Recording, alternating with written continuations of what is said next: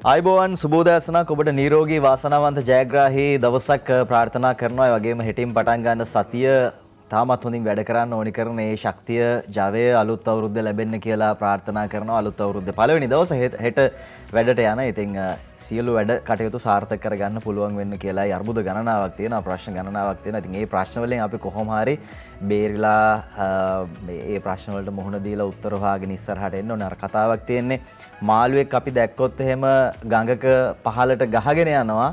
ඒ මාළුවගේ පණ නැහැ. හැබැයි මාළුවෙක් ඕනම සැඩපහරක අපි දැක්කොත් ඒ සැඩපහර කපාගෙන කඩාගෙන හරි නැත්නම් දිය යටින් හරි පීනනවා. ඒ මාළුවට පණ තියෙනවා. ඉතින් අපිත් පණ තියෙන මාළුවෙක් විදිහට කොහොම හරි මේ අභියෝග ජයගෙන ඉස්සරහට යන්න ඕනි, අවශ්‍ය තැනට යන්න ඕනි. මාළුන්ට ඉතින් ගෑස් ප්‍රශ්න නැහැ, කිරිපිටි ප්‍රශ්න නැහැ. අපිට ඒවත් තියෙනවා. සියල්ලම එක්ක අපිට අපේ ජීවිතය ගැට ගහ ගන්න සිද්ධ වෙලා තියෙනවා. මුළු ලෝකෙටම බලපාන ප්‍රශ්නයක්. මේ ප්‍රශ්න වලින් අපි අපේ විසඳුම් හොයාගමු. එකතු වුණොත් කරන්න බැරි දෙයක් නෑ. ඒක තමයි උදෙන්ම කියන්න තියෙන්නේ. Najith good morning. අයබෝන්. good morning Sameera සුබදැසනක්. ආයුබෝවන් හැමදෙනෙක්ටම. සතියක පත්‍රමෙන් තුන අපි අද දවසෙත් ජාතික පුවත්පත්වල තොරතුරු ඔබට කියන්න සූදානම්. සමීර කිව්වා වගේම දැන් හෙට දවස මේ අවුරුද්දේ වැඩ කරන පළවෙනි දවස්. දැන් එහෙම කියලා මේ ඊයේ අදයි වැඩ කළේ නැහැ කියලා කියනවා නෙවෙයි. බොහෝ පිරිසක් ඊයේ දවසෙත් රැකී ආරක්ෂා සඳහා පිටත් වෙලා තිබ්බා.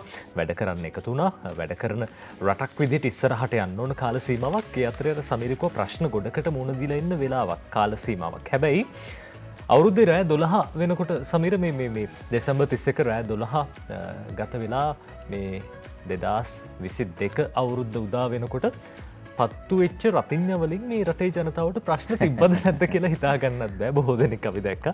ආ කියන්න හිටියේ ඒක. රතිඤ්ඤ පත්තු කරනවා මේ සුබ අලුත් අවුරුද්දක් පිළිගන්න. අපි දැන් අවුරුදු දෙකක් තිස්සේ අපිට හැකියාවක් තිබ්බේ නෑ. ඒ හින්දාම වෙන්නේ නැති බොහෝ පිරිසක් එකතු වෙලා හිටියා. හැබැයි ඉතින් රතිඤ්ඤත් ටිකක් ගණන් මේ දවස්වල කොහොම වුණත් ඒ ගාන විඳ දරාගෙන හරි රතිඤ්ඤ පත්තු කරන්න මල් වෙඩි සංදර්ශන සිද්ධ කරන්න පවත්වන්න බොහෝ දෙනෙක් එකතු වෙලා හිටියා. සුබ අවුරුද්දක් සුබ විදිහට අලුත් විදිහට පිළිගන්න අපි හැමදෙනාම කටයුතු කළා. ප්‍රාර්ථනා කරමු මේ අවුරුද්ද ඉවර වෙන්න කලින් අපි අර ඉස්සෙල්ලා ඉඳපු තැනටම ආර්ථිකමය වශයෙන් රටක් විදිහට සමෘද්ධිමත් වෙලා ඉස්සරහට යන අතරේදී අපිත් සමෘද්ධිමත් වෙන්න උත්සාහ කරමු. ඒ සඳහා අපි හැමදෙනෙක්ම කැප වෙමු. හෙට ඉඳන් වැඩ කරන්න පටන් ගමු. සද්ද හැටියට ප්‍රශ්න ගැන හිතුවා නම් ඇත්තටම ප්‍රශ්න නෑ වගේ එකක් තමයි අපිට 31 වෙනිදා රෑ තේරුනේ. ඉතින් ඒක ඔබට දැනෙන්නේ නැති, තේරෙන්නේ නැති මුළු රටේම මහා ගිගුම් හඬින් නේද රතිඤ්ඤ පත් වුණා. ශබ්ද පූජා එක්ක තමයි අපි අලුත් අවුරුද්ද පිළිගත්තේ. මේ අවුරුද්දේ අපි මේ හරියටම රතිඤ්ඤ පත්තු කරමුද වැඩියෙන්. ලෝක සෞඛ්‍ය සංවිධානයත් ඒ ගැන කියනවා මේ අවුරුද්දේ කොරෝනා නැති කරන්න පුළුවන් වෙයි කියලා. WHO එක කියනවා ලෝක සෞඛ්‍ය සංවිධානයේ විදිහට. හැබැයි ඉතින් ලෝක සෞඛ්‍ය සංවිධානයට ඒක තනියෙන් කරන්න බෑ. අපේ අතේ වගකීම් තියෙන්නේ. මහජනයා අතේ. ඒ වගකීම් තේරුම් අරගෙන වැඩ කටයුතු කරොත් මේ ප්‍රශ්نين මේ අවුරුද්දේ ගැලවිලා මීට වඩා ලොකු සද්දයක් මේ අවුරුද්දේ 31 වෙනිදාට අපිට දාන්න පුළුවන්කම ලැබෙයි. අද වාර්තා කරනවා මම යනවා දිවයින පත්තරේට. රජයේ වෛද්‍ය නිලධාරීන්ගේ සංගමය කියනවා බූස්ටර් පරක් වුණොත් ජනවාරියේ රට අනතුරේ කියලායි ඔවුන් මේ ආකාරයෙන් අනාවැකි පළ කරන්නේ. දිවයින මේ සම්බන්ධයෙන් තොරතුරු වාර්තා කරනවා. අපි සෞඛ්‍ය සම්බන්ධයෙන් කතා කරද්දී මේ වෙද්දී දැන් කොරෝනා විතරක් නෙමෙයි ඊට පස්සේ කොරෝනා සහ ඉන්ෆ්ලුවෙන්සා මේ එකට මේ වෛරස් දෙකම ආසාදනය වෙච්ච රෝගීන් ලෝකේ හොයාගෙන තියෙනවා. ඉතින් මේ සියල්ලත් එක්ක කොවිඩ් විකෘති ප්‍රභේදයක් වෙන ඔමික්‍රෝන් ආසාත්‍යයන් වාර්තා වන ප්‍රමාණයට වඩා විශාල පිරිසක් සමාජයේ ඉන්නවා කියලා කියනවා. මේකත් එක්ක බූස්ටර් එන්නතේ මාත්‍රාව ලබා ගැනීම කඩිනම් කරන්න ඕනි කියලායි රජයේ වෛද්‍ය නිලධාරීන්ගේ සංගමය කියන්නේ. එහෙම නොවුනොත් ජනවාරි මාසයේ ඉඳලා රට විශාල ව්‍යසනයකට මුහුණ දෙන්න සිද්ධ වෙනවා කියලායි ඔවුන් අනතුරු ඇඟවීම් සිද්ධ කරන්නේ. සෞඛ්‍ය අමාත්‍යාංශය සහ ඇමතිවරයා කොවිඩ් අමතක කර කටයුතු කරන බවත් ලබා දීලා තියෙන මාර්ගෝපදේශ උල්ලංඝනය කරමින් කටයුතු කරනවා කියලත් මේ ආකාරයෙන් පවසනවා රජයේ වෛද්‍ය නිලධාරීන්ගේ සංගමයේ සහකාර ලේකම් වෛද්‍ය නවීන්ද සොයිස මහත්තයා කියනවා. කොවිඩ් සැබෑ තත්ත්වය නිවැරදිව වටහා ගනිමින් කටයුතු කිරීම තුළින් මේ වෛරසය සාර්ථකව මුහුණ දෙන්න පුළුවන් වෛරසයට. ඒ වගේම මෙරට සෞඛ්‍ය අමාත්‍යවරයා ඒ පසෙකලා දේශපාලන න්‍යාය පත්‍රයකට කොටු වෙලා ඉන්නවා කියලායි මේ ආකාරයෙන් ඔවුන් තොරතුරු සඳහන් කරන්නේ. ඉතින් මේකත් එක්ක ජනවාරියේ උග්‍ර අර්බුද ගණනාවකට මුහුණ දෙන්න සිද්ධ වෙයි කියලා කියන්නේ මේ මාසේ අර්බුදයක් මේ සෞඛ්‍ය තර්ජනයක් මතුවේ කියන එක තමයි රජයේ වෛද්‍ය නිලධාරීන්ගේ සංගමය කියන්නේ. ඒ නිසා හොඳම දේ බූස්ටර් එන්නත ලබා ගන්න. හැබැයි මේ බූස්ටර් එන්නත ලබා ගන්න නැති එක සෞඛ්‍ය අමාත්‍යවරයාගේවත් සෞඛ්‍ය අමාත්‍යාංශයවත් වැරද්දක් නෙමෙයි. බූස්ටර් එන්නත ලබා ගන්න පුළුවන්. ඔබට ඕනම තැනකට ගියාම ඒ අදාළ සෞඛ්‍ය කාර්යාල වලට සෞඛ්‍ය වෛද්‍ය නිලධාරී කාර්යාල වලට ඒ වගේම රෝහල් වලට ගියාම එන්නත ලබා ගන්න පුළුවන්. හැබැයි සමහරු ලබා ගන්න නැහැ. මේවා දුර්මත තියාගෙන ඉන්නවා. ඇක්ස්ට්‍රාසෙනිකා ගත්තා. එහෙම නැත්නම් වෙන එන්නතක් ලබා ගත්තා. සිනෝෆාම් ගත්තා. ඉතින් අපි සිනෝෆාම් අරගෙන ඊට පස්සේ ආයේ බූස්ට් වෙන්නත ෆයිසර් ගහද්දී ඒක ප්‍රශ්නයක් වෙයිද?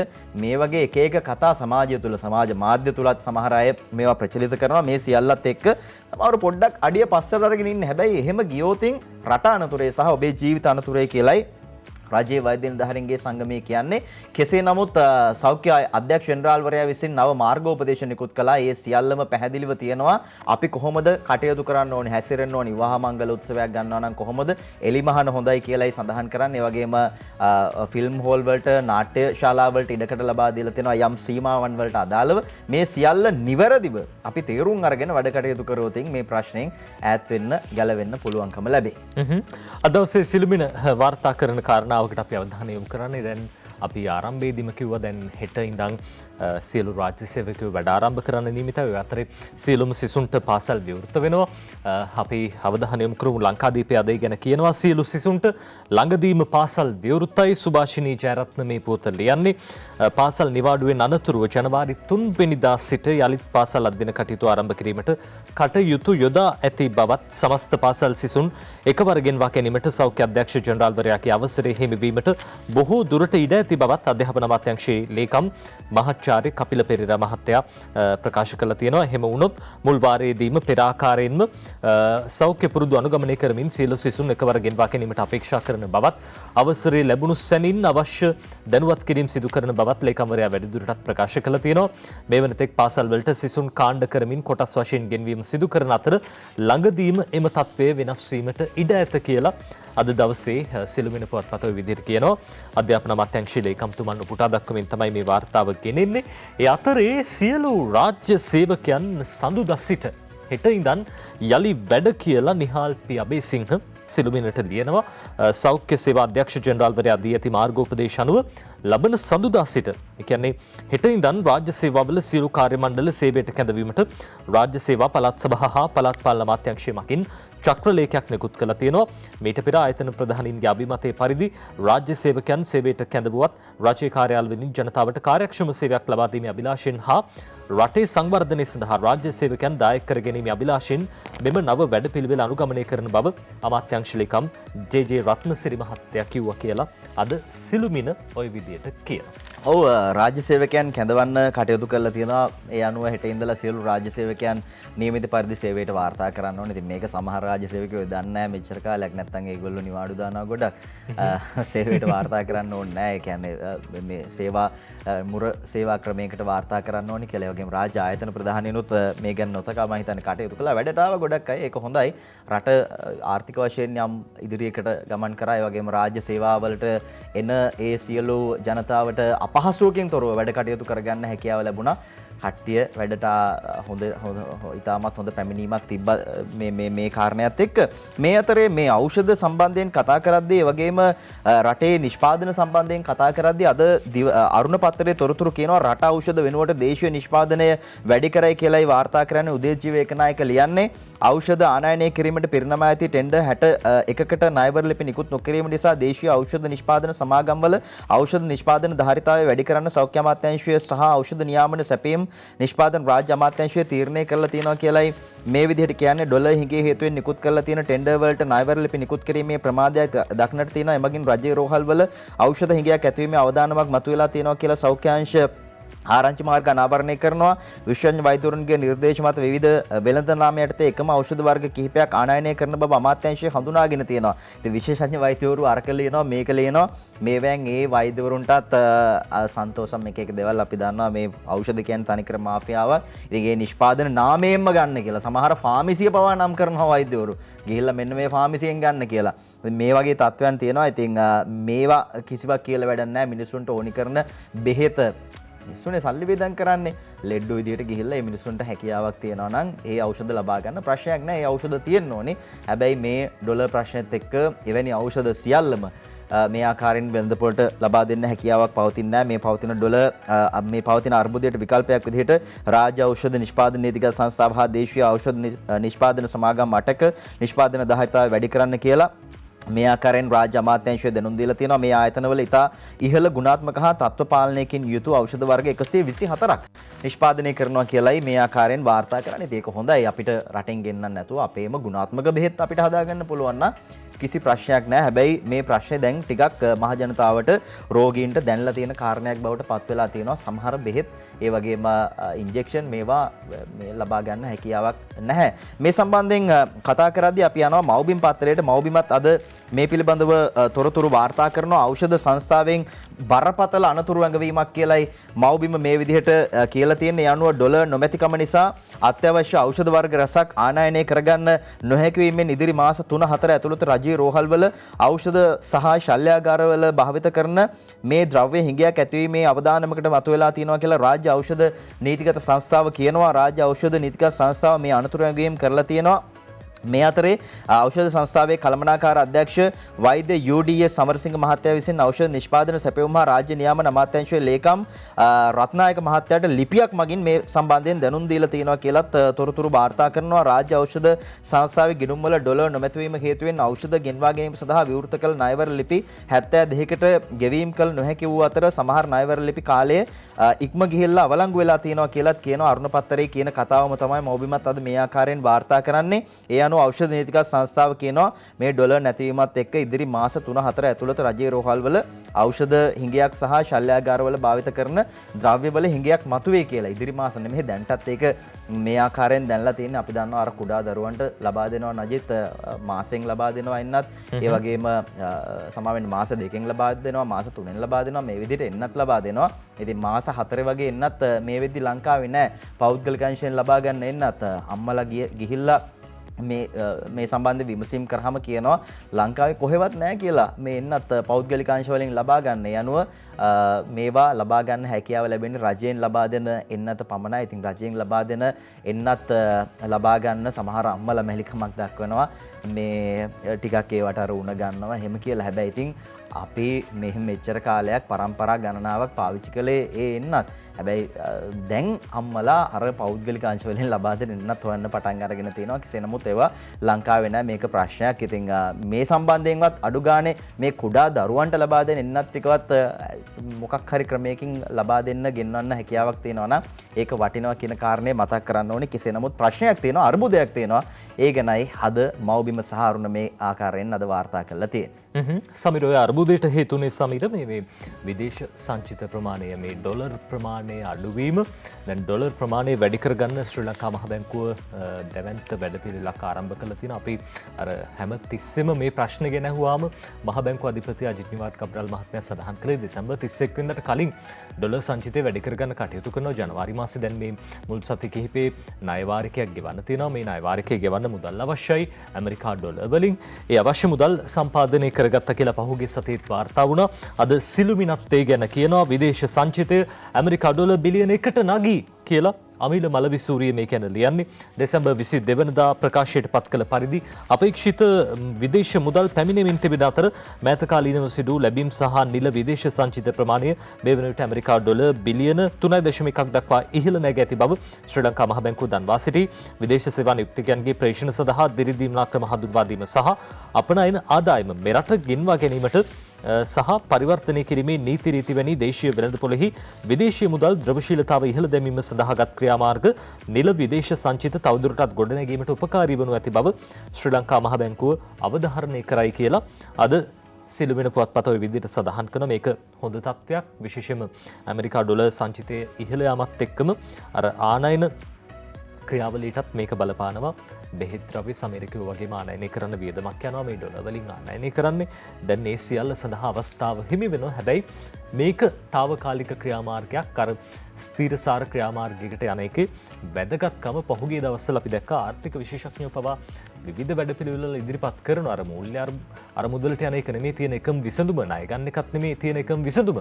මේ සඳහා ස්ථීරසාර විසඳුමක් තියෙන්න ඕනේ. ඔව් ඉතින් ඒ විසඳුම් සකස් වෙමින් තියෙනවා කියන කාරණය තමයි රජය නියෝජනය කරන මැතිවතුරුන් සඳහන් කරන්නේ. කෙසේ නමුත් ඒ විසඳුමට ජනතාවත් හුරු වෙන්න සිද්ධ වෙනවා. ඒ විසඳුම් වලට අපිට යම් ආකාරයකින් දරා ගැනීම විපසා ගැනීම කරන්න සිද්ධ වෙනවා. කොච්චර කාලයකටද කියලා හිතා ගන්නත් බෑ. මේ ආර්ථික පසුබෑමත් එක්ක දැවැන්ත පීඩනයන්ට අවසානයේ ලක් වෙන්න සිද්ධ වෙලා තියෙන රටේ ජනතාවට මේ වෙද්දි ගෑස් ප්‍රශ්නය දැඩි ලෙස සියලු ප්‍රදේශවලට දැනලා තියෙනවා, බලපාලා තියෙනවා. ඊයේ රාත්‍රියේ අපේ ප්‍රවෘත්තිවලත් පෙන්නවා ගෑස් සිලින්ඩර් අරගෙන ගිහිල්ලා ගෑස් ගන්න තැනක් නැහැ. ඉතින් මේ වගේ ප්‍රශ්න තියෙනවා. සමහරු සිලින්ඩර් 8-9 අරගෙන යනවා. ඉතින් මේ වගේ ගැටලු නිර්මාණය වෙලා තියෙනවා. තියෙන එක්කෙනාට තියෙනවා, නැති එක්කෙනාට නැහැ. එහෙම දෙයක්ද තියෙන්නේ. ඒ වගේම කිරිපිටි ප්‍රශ්නයත් එහෙමයි. පෝලිං වල ඉන්නවා. මේ වගේ දැවැන්ත පීඩාවන් දකින්නට තියෙනවා. ඉතින් මේ අතරේ තමයි දිවයින අද ප්‍රධාන ප්‍රවෘත්තීන් වාර්තා කරන්නේ. බාණ්ඩ පෝලිම් තවදුරටත් ඩොලර් අවුල නව වසරේත් කියලා කියනවා.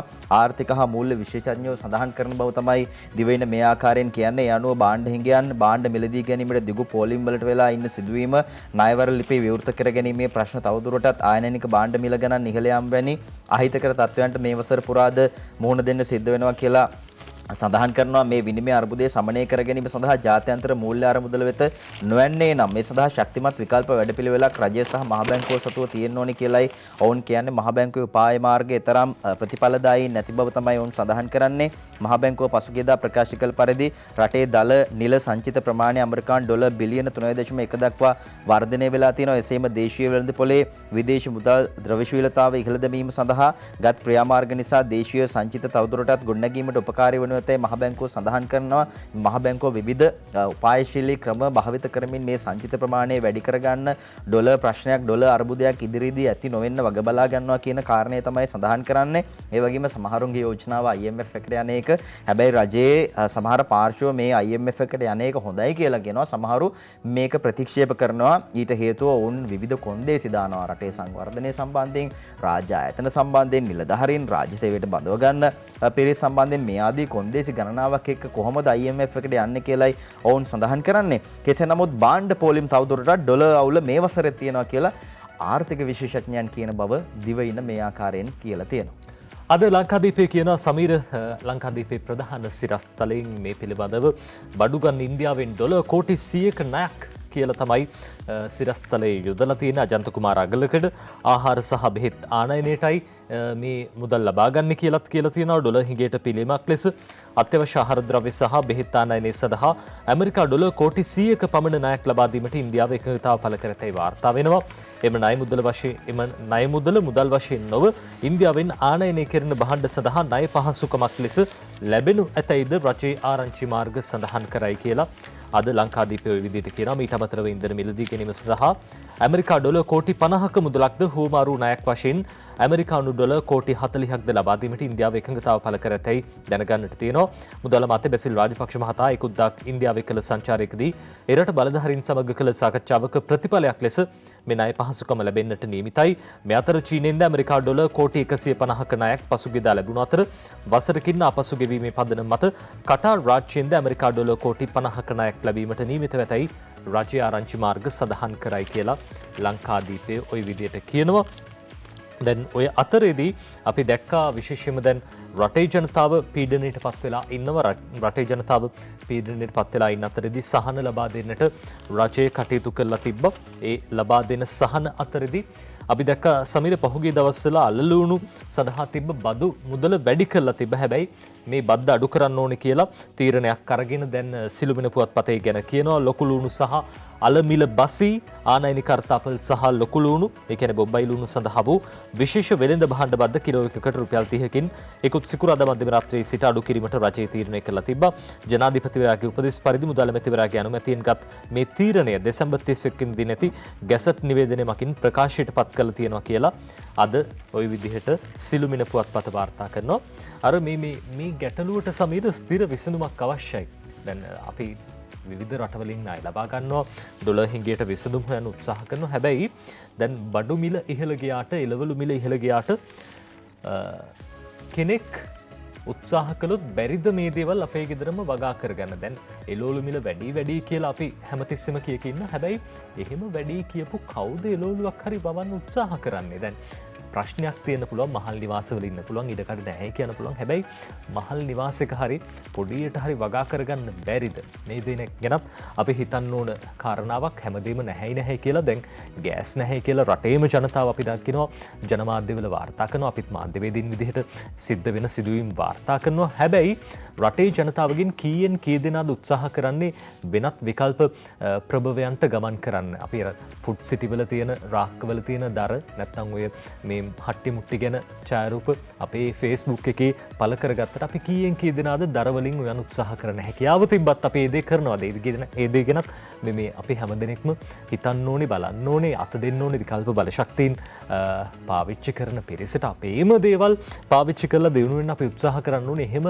නොවුනොත් ඉතින් අපිට ගොඩ යෑමක් නැහැ විකල්පය තියෙන බොහෝ දෙනෙක්ට රට යන එක හැබැයි රට ගිහිල්ලත් ඉතින් ඔබට මේ දේවල් දිගටම කර කර ඉන්න පුළුවන් වෙයිද ඒකත් ප්‍රශ්නයක් අනිවාර්යෙන් විකල්ප වලට යන්න සිද්ධ වෙනවා ජනතාවට ඉදිරියේදී මේ තියෙන අර්බුද වලින් ගොඩ එන්න එහෙම නැත්නම් මේ අර්බුද වලට මුහුණ දෙන්න අපි දකිනවා පෝලිං වල ගෑස් පෝලිං වල මොනතරම් වෙලාවක් කාලය නාස්ති කරන්න සිද්ධ වෙලා තියෙනවද ඉතින් ඒ වෙලාවේ අපිට වෙන විකල්පයකට යන්න බැරිද මේවා මේ රාජ්‍ය ආයතන ගැන හිතලා රජය ගැන හිතලා ආණ්ඩුව ගැන හිතලා කඩේ යන කතා නෙමෙයි හැබැයි අපිට මොකක් හරි විකල්පයකට යන්න වෙන හැම විකල්ප තියෙනවා දැන් භූමි තෙල් ලිප් අරගෙන තියෙනවා සමහරු භූමි තෙලුත් නැහැ භූමි තෙලුත් පෝලිමක් නම් අපි ආයි මොකක් හරි කරන්න වෙනවා නැත්තම් කොහොමද මේ ගෙදර ඉන්න පොඩි දරුවෝ ඉන්නවා මේගොල්ලන්ට කන්න බොන දෙන්නේ මොන ආකාරයෙන්ද එහෙමනම් දර ලිපක් පොඩියට හරි හදාගන්න එක එහෙම නැත්තම් අර නජිත් දැන් මේ දවස්වල තියෙනවා මේ අර මේ ලී කුඩු වලින් හදාගන්න ලිපක් ලී කුඩු මේ කොටලා මම දැක්කා මේ සමහර ගෙවල් වල තියෙනවා අපේ ගෙදරත් පාවිච්චි කරනවා බොරු කියන්න ඕනේ නැහැනේ ලී කුඩු වලින්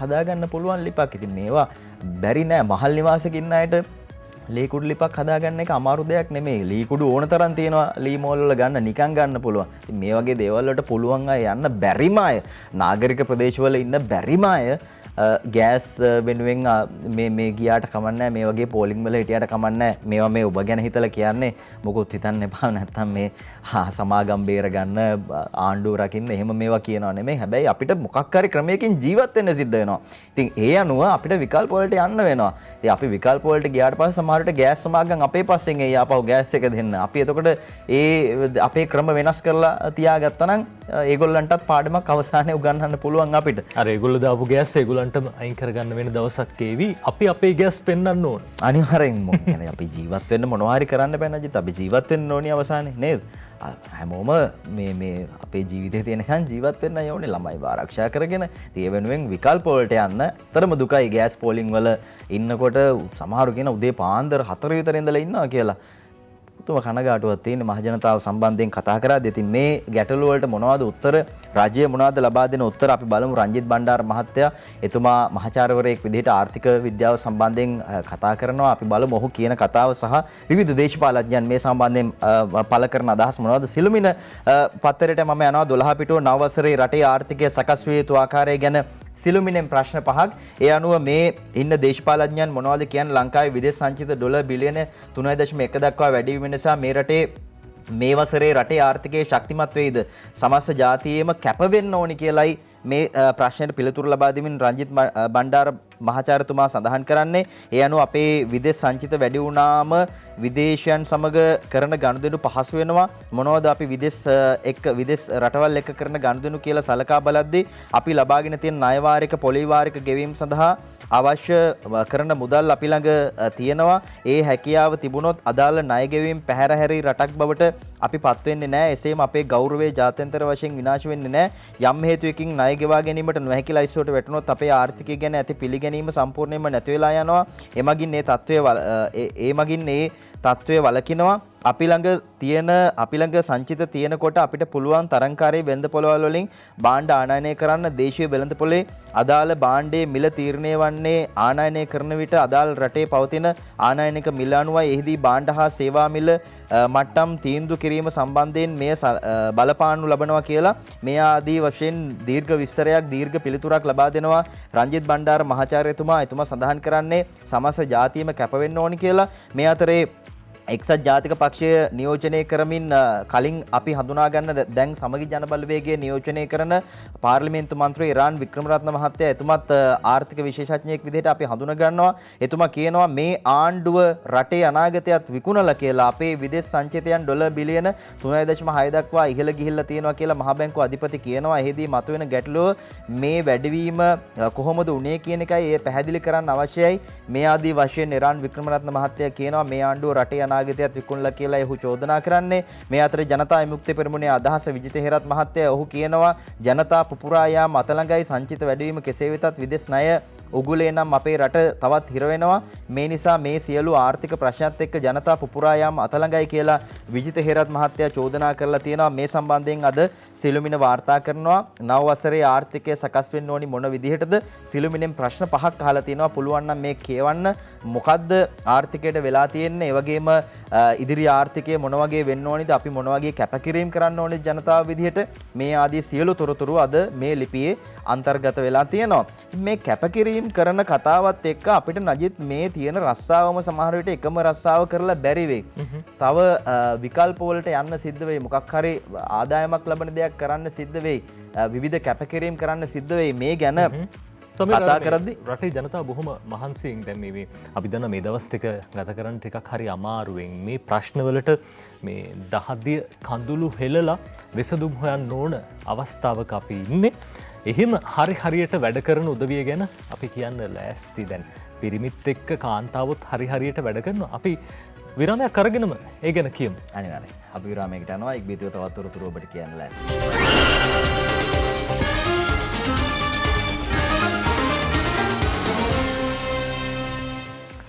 ඔබ නැවතත් එකතු වෙන්නේ සතියක පත්තරමේන්තුවත් එක්ක අපි විරාමයක් ලබාගෙන නැවතත් ජාතික පුවත්පත්වල තොරතුරු ඔබට කියන්න සූදානම් වෙන්නේ. අද ඉරිදා දවස බොහෝ දෙනෙක් විවේකයෙන් ඉන්නවා කියලා අපි විශ්වාස කරනවා. ඔය අතරේ දැන් අපි සමාජයේ මේ දවස්වල තියෙන ප්‍රධාන ප්‍රශ්න කීපයක් ගැන කිව්වා. දැන් ආර්ථිකමය වශයෙන් ටිකක් ලොකු අවධානමක් ඉන්නේ ලෝකයේ රටවල් හැම එකක්ම. ඒ අතරේ අපේ රටත් ආර්ථික අවධානමට ලක් වෙලා ඉන්නේ. ඒ අතරේ පොහොර සම්බන්ධයෙන් පහුගිය කාලය පුරාවටම බොහෝම ලොකුවට කතා වුණා. පොහොරත් ගැටලුවක් වෙලා තිබ්බා. අද ලංකාදීපේ මේ පොහොර ගැන අපි නොදන්න කතාවක් ලියලා තියෙනවා. ඒ නිසායි අපි තෝරගත්තේ මේ විගණන දෙපාර්තමේන්තුවෙන් කරපු පරීක්ෂණයක ප්‍රතිඵලයක් ලංකාදීපේ ලියනවා. පොහොර සමාගම් 11කට කෝටි 150ක සන්තෝෂමක් කියලා විගණනින් පරීක්ෂණ සිද්ධ කරනවා කියලා තමයි කියලා තියෙන සුජිත් හේවාචුලිගේ ලියන්නේ. අඩු මිලට ගෙන් වූ පොහොර සඳහා ජාතික පොහොර ලේකම් කාර්යාලය පොහොර සමාගම් 11කට රුපියල් කෝටි 150කට වැඩි මුදලක් 2018 සහ 2024 කාලයේදී වැඩිපුර ගෙවා ඇතයි කියන සිද්ධියක් පිළිබඳව රජයේ විගණකාධිපති දෙපාර්තමේන්තුව කළ විමර්ශනයකදී තොරතුරු අනාවරණය වෙලා තියෙනවා. දැන් මේ වැඩිපුර මුදලක් මෙලෙස ගෙවා ඇතයි පැවසෙන්නේ පොහොර සහනාධාරයේ වෙනුවෙන් පොහොර සමාගම් 11ක් 2020 මුල් කාර්තු දෙකේ අවස්ථා 213කදී පොහොර ආනයනය කර ඇති බවත් අඩු මිල යටතේ ගෙන් වූ මෙම පොහොර සඳහා පොහොර සහනාධාර ලෙස ජාතික පොහොර ලේකම් කාර්යාලයේ රුපියල් කෝටි 50කට වැඩි මුදලක් වැඩිපුර ගෙවා ඇතයි රජයේ විගණකාධිපතිවරයාගේ වාර්තාවක සඳහන් වෙනවා. එම පොහොර ගෙන් වූ අවස්ථා 213 දීම ආනයනික මිල, ඒ කියන්නේ ඉන්වොයිස් ප්‍රයිස් එක මිල කමිටුව තීරණය කළ මිලට වඩා අඩු අගයක් ගෙන තිබූ බව දක්නට ලැබුණේ යයිද ඒ වාර්තාවේ සඳහන් වෙනවා. එසේම පොහොර ආනයනය කළ සමාගම් කිහිපයකට කෘෂිකර්ම අමාත්‍යාංශයේ පත් කළ මිල කමිටුවේ මිල සූත්‍රයෙන් බැහැරව 2018 වර්ෂයේ රුපියල් කෝටි 100කට ආසන්න මුදලක් වැඩිපුර ගෙවා ඇතයි පවසන රජයේ විගණකාධිපති දෙපාර්තමේන්තුව වර්ග 4කට අයත් පොහොර මෙට්‍රික් ටොන් 1,56,272.5ක් වෙනුවෙන් මෙලෙස වැඩිපුර මුදල් ගෙවා ඇති බවද සඳහන් වෙනවා කියලා අද ওই විදිහට ලියලා තියෙනවා විගණකාධිපති දෙපාර්තමේන්තුව මේ පිළිබඳව පරීක්ෂණ සිද්ධ කරනවා කියලා. ඉතින් පරීක්ෂණ විතරක් සිද්ධ කළාට මදි. වගකිව යුත්තන්ටත් දඬුවම් ලබා දෙන්න කටයුතු කරන්න ඕනේ. පාඩුවක් සිද්ධ වුණා නම් ඒ උදවියකින් හරි අය කරගන්න ඕනේ. මේ රජයේ ජනතාවගේ මහජන මුදල් දැන් මහජන මුදල් අපතේ යනවා ඉවරයක් නැහැ. හැබැයි මේ දේවල් අය කරගන්න ඕනේ. කාලයක් තිස්සේ මේ දේ වෙනවා. දේශපාලන මේ අපේ පක්ෂ ක්‍රමයේ ආරම්භ වුණු දවසේ ඉඳන් සිද්ධ වෙන දෙයක් වංචාව දූෂණය කියන්නේ. හැබැයි මේ දේ නැති කළ යුතුමයි. නැත්නම් ජනතාව පීඩනයට ලක් වෙන එක වළක්වන්න බෑ. අනිවාර්යෙන් ඉතින් මේ පොහොර ගැන කතා කරද්දී අර දීර පොහොර පිළිබඳව අපිට අමතක කරන්න බෑ මේවා ගොවි ජනතාව ඒගොල්ලන්ගේ වගාවන් වලට සමහර අය පාවිච්චි කරා. ඉතින් ඒවා කිසි ප්‍රතිඵලයක් නැහැ කියලා තමයි ගොවීන් විදිහට චෝදනා කරන්නේ. මේවා ගෙන්නපු ඒ අදාළ සමාගම් කියන්නේ වෙන කතාවක්. හැබැයි ගොවි ජනතාව කියනවා ඒවා ගොයන් බල්ලෝ කන තත්වයට පත් වෙලා තියෙනවා කියලා. දවල්ට බල්ලන්ගෙන් කරදර, රැයට අලින්ගෙන් කරදර. එහෙමයි ගොවි ජනතාව චෝදනා කරන්නේ. ප්‍රශ්නයක් තියෙනවා මෙතන නිර්මාණය වෙලා ඊළඟ අස්වැන්න මොන ආකාරයෙන්ද ඒ අනුව අපිට ලබා ගන්න හැකියාව ලැබෙන්නේ. ඉතින් මේ පෝර ගැන කතා කරද්දී අද මව්බිම වාර්තා කරනවා චීන පෝර මකරා කැබිනට්ටුවෙන් රිංගන්නේයි කියලායි මව්බිම අද ප්‍රධාන සිරස්තලයෙන් මේ ආකාරයෙන් කියලා තියෙන්නේ. ඒ අනුව චීන පොහොර ආනයනයට බාධා වන දේශීය ප්‍රමිති නොසලකා හැරිය හැක්කේ සැකසූ එකඟතා ලියවිල්ලක් හෙට හැරිය හැකිසේ සැකසූ ලියවිල්ලක් හෙට පැවැත්වීමට නියමිත කැබිනට් මණ්ඩල හමුවේදී සම්මත කරගන්න ආණ්ඩුවේ බලවත් දේශපාලඥයන් පිරිසක් උත්සාහ කරමින් ඉන්නවා කියලා කෘෂිකර්ම දෙපාර්තමේන්තුවේ ජ්‍යෙෂ්ඨ නිලධාරියෙක් කියලා තියෙනවා. කාබනික පොහොර ආනයනය සඳහා දේශීය ප්‍රමිතිගත වන SLS 1704 නොසලකා හරිමින් මේ එකඟතා ලියවිල්ල සම්මත කර ගැනීමට යාම එහි බරපතලම කරුණ කියලයි ඒ ජ්‍යෙෂ්ඨ නිලධාරියා සඳහන් කරන්නේ. ප්‍රමිති නොසලකා හැරීමේ මේ එකඟතා ලියවිල්ල චීනයේ ශින්ඩෝවා සීවින් බයෝටෙක් පොහොර සමාගමේ ඌමනාව අනුව සිදුවන්නක් යයිද එය ද්විපාර්ශ්වික එකඟතාවක් සකස් කිරීමේදී ශ්‍රී ලංකාව සතු ස්වාධිපත්‍ය මුළුමනින්ම උල්ලංඝනය කිරීමක් යයිද එම ජ්‍යෙෂ්ඨ නිලධාරියා කෘෂිකර්ම දෙපාර්තමේන්තුවේ නමක් තිබ්බනම් හොඳයි. එහෙම ගැටලුවක් තියෙනවා නම් නේද ඔහු බය නැතුව එළියට ඇවිල්ලා කියන්න. එහෙම නිදහසක් තියෙනවනේ කිසි ප්‍රශ්නයක් නැහැ. මේ වෙලාවේ අර්බුදයක් තියෙනවා නම් මොනවා හරි තව ප්‍රශ්නයක් මෙතන නිර්මාණය කරන්න යනවා නම් ඒක ඇවිල්ලා පැහැදිලිව කියන්න. මේවා දන්න කියන අය විදිහට විශේෂඥයන් විදිහට කිසි ප්‍රශ්නයක් නැහැ. එතකොට එහෙම චෝදනාවක් තියෙනවා චීන පොහොර මකරා කැබිනට්ටුවෙන් රිංගවන්නේයි කියලායි මව්බිම් මේ ආකාරයෙන් තොරතුරු වාර්තා කරලා තියෙන්නේ. මේ පොහොර ප්‍රශ්නෙත් එක්ක ඊළඟට තියෙන කාරණේ තමයි ආහාර අර්බුදයක් එයිද මේ ගැන සමහර තැන්වල කතා කරනවා විශේෂඥයන් විදිහට ඉන්න අය. ඒ වගේම ඇත්තටම විශේෂඥයන් ආහාර අර්බුදයක් එයිද කියන කාරණේ පිළිබඳව කතා කරනවා. අද ඒ සම්බන්ධයෙන් සිළුමිණ වාර්තාවක් අරන් එනවා. ආහාර අර්බුදයක් එයිද මේ පිළිබඳව අදහස් දක්වනවා විශේෂඥයන් කීප දෙනෙක්. ඒ අනුව කෘෂිකර්ම දෙපාර්තමේන්තුවේ අලුත්ම සංඛ්‍යා ලේඛන අනුව මේ මහකන්නේ කුඹුරු ඉඩම් ප්‍රමාණයෙන් 95% පමණ වගා කරලා තියෙනවා. කෘෂිකර්ම නිලධාරීන්ගේ ඒ අනුව අද මේ කෘෂිකර්ම නිලධාරීන්ගෙන් අදහස් අනුව ඉන් 75% හොඳ අස්වැන්නක් ලැබෙනවා. මේ පිළිබඳව අපිට අදහස් දක්වනවා මේ ලියුම්කරුට සබරගමු විශ්වවිද්‍යාලයේ පාරිසරික කෘෂි විද්‍යාව පිළිබඳව මහාචාර්ය ප්‍රියන්ත ආපා මහත්තයා. එතුමා කියනවා කාබනික කෘෂිකර්මයට ගියොත් තුන්වෙනි ලෝක යුද්ධය ආවත් අපිට බය වෙන්න ප්‍රශ්නයක් නැහැ, බය වෙන්න දෙයක් නැහැ කියලා කාබනික කෘෂිකර්මයට ගියොත් එහෙම. හැබැයි අපිට ඒකට එහෙමම යන්න බැරි වුණා. මේ වෙද්දී ලෝකයේ රසායනික පොහොර මිල පුදුම විදිහට වැඩි වෙලා පසුගිය වසර ඇතුළත රසායනික පොහොර මිල 5 ගුණයකින් වැඩි වෙලා තියෙනවා. මේ නිසා දුප්පත් රටවල පමණක් නෙවෙයි පොහොසත් රටවල පවා යූරියා රසායනික පොහොර පාවිච්චි අඩු වෙලා මේ නිසා ඉදිරි වසරේත් ලොව සමහර රටවලට සාගතයක් ඇති වෙන්න පුළුවන්. නමුත් කාබනික වගාව තරමක් හෝ තිබෙන අපේ රටට ලබන වසරේ ඔය කියන සාගතයක් ඇති වෙන එකක් නැහැ. දීමු ජයරත්න මහත්තයා කෘෂිකර්ම ඇමති කාලේ සිරිමාව බණ්ඩාරනායක අගමැතිතුමිය කාලෙත් සාගතයක් එනවා කියලා කිව්වා. වගා සංග්‍රාම තිබුණා ඒත් ආවේ නැහැ. කොස්දෙල් අල බතල කාලා අපි හිටියා. පහුගිය රජේ කාලේ සාගතයක් එයි කියලා ක්‍රෝටන් කොලත් කන්න කිව්වා. අපි කළ යුත්තේ ආහාර සුරක්ෂිතතාවය නෙවෙයි ආහාර ස්වෛරීත්වය. ලෝක ඕනම රටකට ආහාර සුරක්ෂිතතාවය සිදු කරන්න පුළුවන්. නමුත් ආහාර ස්වෛරීත්වය අපේ කියන ආහාර රටාවක් අපි ඒක තේරුම් අරගෙන අපි කොහොමද ඒ අස්වැන්න කරන්නේ මේ සම්බන්ධයෙන් තමයි අපි ඉදිරියේදී සලකා බලන්න ඕනි. කෘෂිකර්ම දෙපාර්තමේන්තුවේ අලුත්ම සංඛ්‍යා ලේඛනත් එක්ක මේ ආකාරයෙන් එතුමා සඳහන් කරන කතාව අද වාර්තා කරනවා සිළුමිණ පත්තරේ. මේ අතරේ මේ සම්බන්ධයෙන් තවදුරටත් අදහස් දක්වනවා මේ පොහොර හිඟකම නිසා රටේ භෝග වගාවත් හරියට වෙලා නැහැ. මේ නිසා අපේ රටේ ඉදිරියේදී ආහාර හිඟයක් ඇති වෙන්න ඉඩකඩ තියෙනවා කියලා ශ්‍රී ජයවර්ධනපුර විශ්වවිද්‍යාලයේ ව්‍යවහාරික විද්‍යා පීඨයේ ස්වභාවික සම්පත් පිළිබඳව මහාචාර්ය මෙත්තිකා විතානගේ මහත්මිය කියනවා. එතුමිය කියනවා ආහාර හිඟයක් එයි කියලා.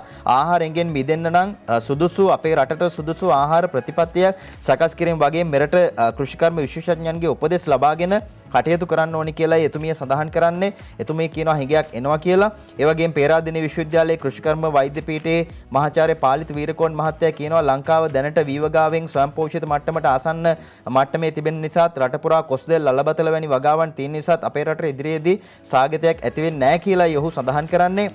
ඒ අනුව කෙසේ වෙතත් පිටරටවලින් ගේන මුං කව්පි පරිප්පු සීනි කිරිවැනි දේවල් වල මිල ඉහළ යාම නිසා ඒවායේ නිෂ්පාදන අඩුවීම නිසා ඒ ආහාර පිළිබඳව යම් අර්බුදයක් ඇති වෙන්න පුළුවන්. ඒවායේ මිල ඉහළ යන විට ඒවා මිලදී ගැනීමට අපිට ඩොලර් නැති වුණොත් දියුණු රටවලින් ඒවා වැඩි මිලට ගන්න පුළුවන්. ඉතින් මේකත් එක්ක ඒ වගේ දේවල් අපි පිටරටින් ගේන ඒවා මුං පරිප්පු සීනි කිරි වගේ දේවල් කිරි නම් දැම්මම එහෙම ප්‍රශ්නයක් තියෙනවා අපිට.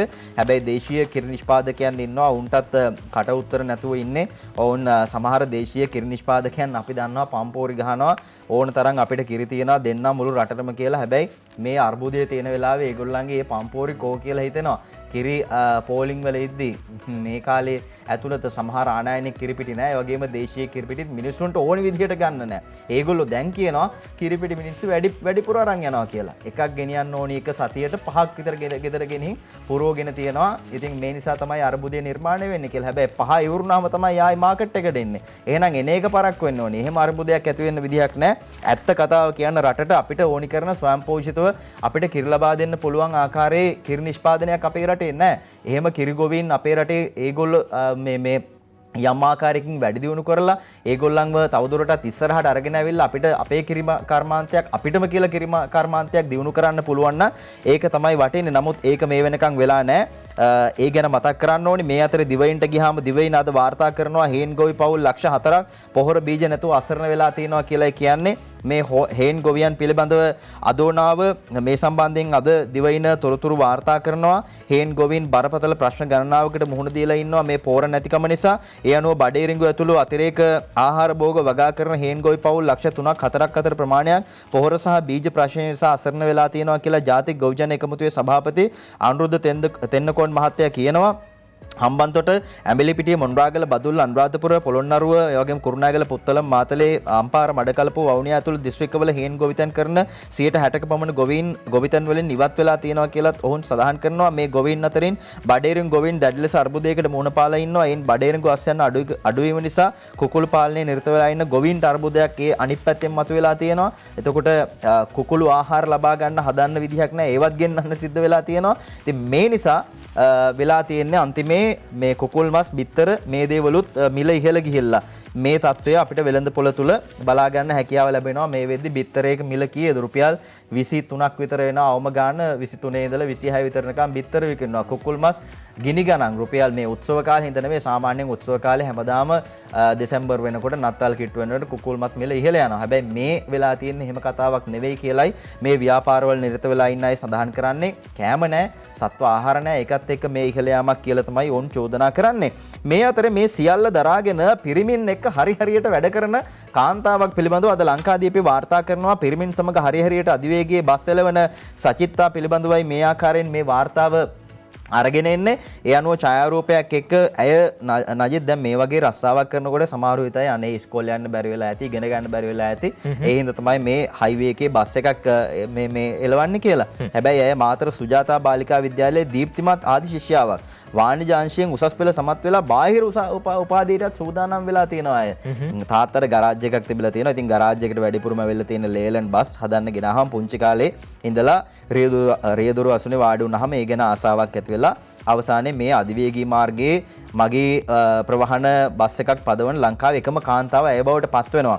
ඒ ගැන මේ ආකාරයෙන් ලංකාදීප පත්තරේ මේ උත්සාහය ගැන ඒ වගේම පිරිමින් එක හරියට පිරිමින්ට කරන්න පුළුවන් රස්සාවල් කියලා රස්සාවල් තියෙනවා. ඒ වගේම කාන්තාවන් කරන රස්සාවල් තියෙනවා. සමහරු කරන්නේ ඉතින් කමන්නේ නැහැ. ඉතින් මාස් සැලෝන් එකක් දානවා කියලා සැලෝන් එකක් දාගන්න එකනේ. හැබැයි කරන්න පුළුවන් වෙන දේවල් තියෙනවා. හිතුවොත් මේ කාන්තාව ඒකට හොඳම උදාහරණේ පොඩි කාලේ ගැරිජ් එකට එන බස් එකක බස් වල වාඩි වුණාට පස්සේ ඒ ෂීට් එකේ ඒ සම්බන්ධයෙන් ආසාවක් ඇති වෙලා තියෙනවා. අපිට උනත් ඇත්තටම බස් එකක වාඩි වුණාම අර ෂීට් එකේ පොඩි ආසාවක් ඇති වෙනවා. නිකන් සිංහාසනේ වාඩි වුණා වගේ. පාරේ යන ප්‍රයිවට් බසුත් එහෙමනේ සමහර රියදුරු මහතුරු යන්නේ කිසිම හැඟීමක් නැහැ. ඒගොල්ලන්ට මොකද අනතුරක් වෙන්නේ නැහැ වගේ දෙයක් තමයි ඒගොල්ලන්ගේ හිතවල තියෙන්නේ. අර උඩ වාඩි වුණාට පස්සේ පොඩි බයක් එහෙම පොඩි බයක්වත් ඇති වෙන්නේ නැහැ. කෙසේ නමුත් මේ ධෛර්යවන්ත කාන්තාව අපි අගය කරනවා.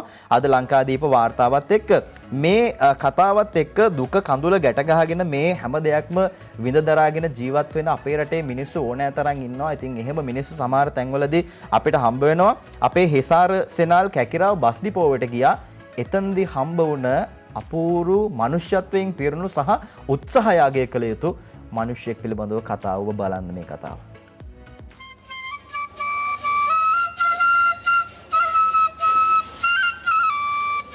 පොඩි කාලේ ඉඳලා බටලී නලාවට ලොකු ආසාවක් තිබුණා. ඒ ගමේ මාම කෙනෙක් ඒ නලාව පිමිනකොට ආසාවට ඉතින් යනවා. කොමාරි බත් නලාව මට අපේ අම්මා ගෙනල්ලා දුන්නා. ඒකෙන් තමයි පුරුදු වෙන්නේ. උපතෙන්ම පේන්නේ නැතුව ගියා වගේ නෙවෙයි පෙනිලා අඳිච්චන් ඒක ලොකු ගැටලුවක්. දැන් ඔයාට වයස කීයද? 48ක් වෙනවා.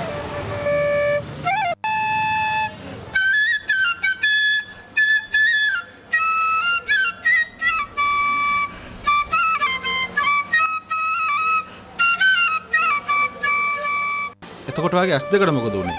ඒක බෙහෙතක් විශ්ව වෙලා කියලා කියනවා. අවුරුදු 7 ඉඳලා තමයි ඇස් අන්ධ වුනේ. ඊට පස්සේ ආපහු මේ ඇස් බද්ධ කරලා තිබුණා. ඒක ටිකක් පේන්න තිබ්බ අඩි 10ක් විතර දුර පේන්න තියලා ඇස් ගාලවලම අයින් කළා දැම්මා. ආත්ම විශ්වාසයක් තියෙනවා මට ස්නායු මැරලා නම් මේ හිතට වේදනාවක් හැම අප්පන් කබ කඳුළු ගලන්නේ නැහැ කියලා මං අහලා තියෙනවා. ඉතින් මේ වගේ මට හිතෙනවා ඇත්තටම මේකට හැත් දාගන්න පුළුවන් නම් මට ගෙවල් දරවල් මොනවක් ඕනේ කවුරු හරි ඒකට පිටක් එනවා නම් එයාගේ ළඟ අවුරුදු 5ක් හරි වැඩ කරන්න කැමතියි මම.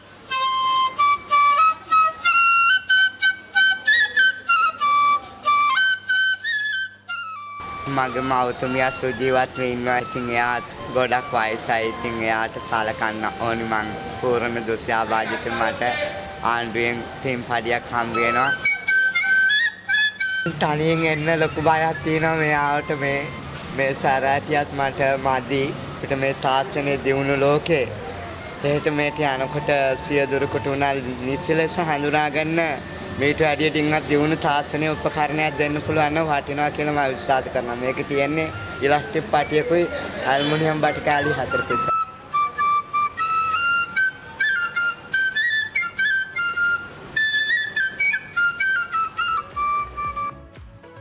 සබිර මේ ඉල්ලන්නේ මහලොකු දේවල් නෙවෙයි. මහලොකු දේවල් කියන්නේ මේ සමහර උදවිය ඉන්න හැමදේම තියාගෙන ගෙවල් දොරවල් ඉල්ලලා පවා අපිට ලිපිය වෙන උදවිය ඉන්නවා. හැබැයි මේ ගැන හොඳට හොයලා බලලා තමයි අපි උනත් උදව් කරන්නේ. දැන් මේ ඉල්ලන්නේ S2ක්. ජීවිතේ ඉදිරි කාලේ ගැට ගහ ගන්න මේ පෙනීම ලබා ගන්න S2ක් ඉල්ලන්නේ. කඳුළු කබ මේ දේවල් වැටෙනවා. පෙනීම තියෙනවා කියලා විශ්වාස කරනවා. අඩුම තරමේ මේ පුද්ගලයාව වෛද්‍යවරයෙකුට හරි පෙන්වන්න කෙනෙක්ට හිතිලා අරගෙන ගියොත් ඒකත් මහ ලොකු පිනක් කියන දේ අපි මතක් කරන්න ඕනේ.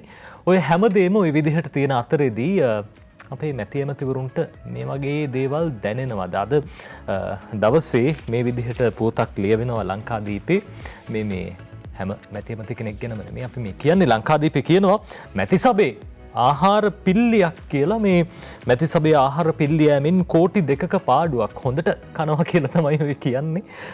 අද දවසේ සුජිත් හේවාජුලිගේ ලියන මේ පුවත පාර්ලිමේන්තු මන්ත්‍රීවරුන්ගේ සහ නිලධාරීන්ගේ පරිභෝජනය සඳහා ගෙනෙනු ලබන ආහාර ද්‍රව්‍ය වලින් 30% පමණ නාස්තිය සහ දූෂණය නිසා අහිමි වෙන බව පාර්ලිමේන්තු ආරංචි මාර්ගවලින් පැවසෙනවා. මේ හේතුවෙන් වසරකදී රජයට සිදුවන පාඩුව රුපියල් කෝටි 2ක ඉක්මවන බවටද එම වාර්තා සඳහන් කරනවා කියලා අද දවසේ ලංකාදීපේ ওই විදිහට කියනවා. පාර්ලිමේන්තු සංකීර්ණයට ගෙනෙන ආහාර ද්‍රව්‍ය හොර රහසේ පිට කිරීමේ සිද්ධීන් වැඩි වී ඇති හේයින් එමගින් විශාල වශයෙන් පාඩු සිදුවන බව එහි උසස් නිලධාරියෙක් ලංකාදීපයට පැවසුවා. ඒ වන සිද්ධ වෙන්නේ ඉතින් මැති ඇමතිවරුන් අතින් වෙන්න බෑ. මොකද මැති ඇමතිවරුන්ට හැකියාවක් නැහැ ඔය ගිහිල්ලා ගේන ආහාර පිට කරන්න. හැබැයි කියන්නත් බෑ ඉතින්. මේව නේද දැන් පාර්ලිමේන්තුවට ආහාර ගෙනියන්න නැත්තේ ආරක්ෂාව නිසානේ ආහාර ගේන්න දෙන්නේ නැත්තේ පාර්ලිමේන්තුවට. ඒක කාර්ය මණ්ඩලයටත් ඇතුළෙන් තමයි මම හිතන්නේ ආහාර ලබා දෙන්නේ. එතකොට ආහාර ඇතුළට ගෙනියන්න බැරි නම් එහෙම මේ චෙක් කරනවා නම් ඇයි කොහොමද එනං එතකොට පිටට ගෙනියන්නේ? මාර ප්‍රශ්නයන්නේ. ආහාර ඇතුළට ගෙනියන්න බැරි නම් ආරක්ෂාවෙන් හින්දා කොහොමද පිට කරන්නේ? කොහොම හරි පිට වෙලා තියෙනවා පහුගිය කාලේ. ඒ හින්දා පාඩුවක් වෙලා තියෙනවා කියලා තමයි අද ලංකාදීපේ කියන්නේ. ඔය අතරේ මේ කිරිත එකක් රුපියල් 80 වෙලා කියලා අද සිළුමිණ පුවත්පත කියනවා සමීර. දැන් කිරිත එකත් ඉතින් එසේ මෙසේ ලේසියෙන් බොන්න නම් හම්බ වෙන්නේ නැහැ. ඉස්සර රුපියල් 20ට 25ට තිබ්බ කිරිත එක දැන් 80 වෙලා තියෙනවා කියලා සුභාෂිනී ජයරත්න ලියනවා. යලි කිරිපිටි මිල ඉහළ යාමත් සමග කිරිතේ අලෙවි කිරීම නවතා දැමීමට සමස්ත ලංකා ආපන ශාලා හිමියන්ගේ සංගමය තීන්දුව කළා තියෙනවා. ඒ සංගමේ සභාපති අසෙල සම්පත් සිළුමිණට ප්‍රකාශ කළේ පසුගිය ඔක්තෝබර් මාස සිට කිරිපිටි මිල වැඩිවීමේදී කිරිතේ කෝප්පයක් රුපියල් 50ත් 60ත් අතර මිලක් දක්වා වැඩි වෙලා තිබ්බා. යලිත් වරක් එවැනි ආකාරයෙන් මිලෙහි දමා පාරිභෝගිකයන් අපහසුතාවයට පත් කරමින් හා තමන්ද පාඩු විදිමින් රුපියල් 80ක් වැනි ඉහළ මිලකට කිරිතේ කෝප්පයක් විකිණීම කිසිසේත් සිදු කළ නොහැකි බවයි කියලා අසෙල් සම්පත් මහත්තයා කියලා තියෙනවා. ඉතින් එහෙම කිව්වත් කිරිත එකක් 80කට අපි දැක්කප් දැන් වෙළඳපොලේ විකුණන්න අලෙවි කරන්න සිද්ධ වෙලා තියෙනවා. හේතුව අර කිරිපිටි මිල ඉහළ යාමත් එක්ක දැන් හොයාගන්නත් නැහැ සමහර වෙලාවට. ඔය අතර මේ වනජීවි ඇමතුමා කියන ටිකක් දුක්බර කතාවකුත් තියෙනවා. මේ ඒ කතාවටත් ගිහිල්ලාම අපිට විරාමයක් ලබා ගන්න පුළුවන් සමීර.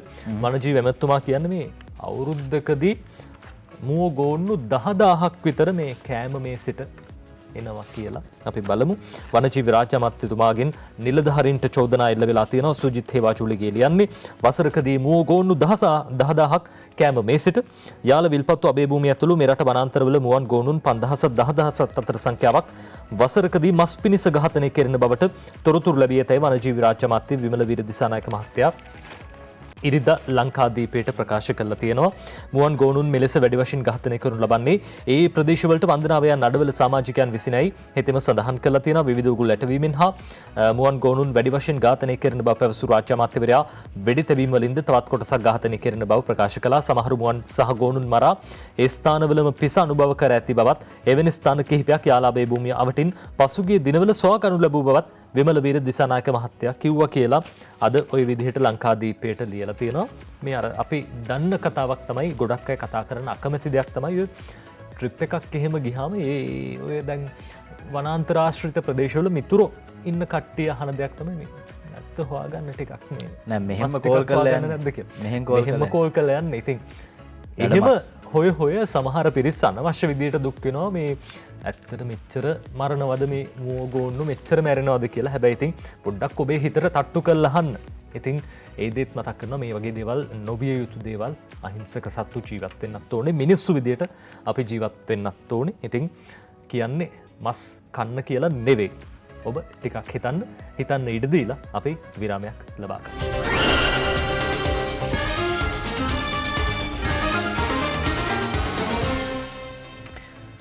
දීර්ඝ කාලයක් පාඩු ලබන ආයතන වලට ඊළඟට මොකද්ද කරන්න මේ සම්බන්ධයෙන් අද අරුණ වාර්තා කරනවා. දික්වලක් පාඩු ලබන ආයතන 5ක් ප්‍රතිව්‍යුහගත කරන්න යෝජනා වෙලා තියෙනවා. විදුලිය ලංගම ජලය ගුවන් තෙල් මේ අතර තියෙනවා කියලායි සඳහන් කරන්නේ.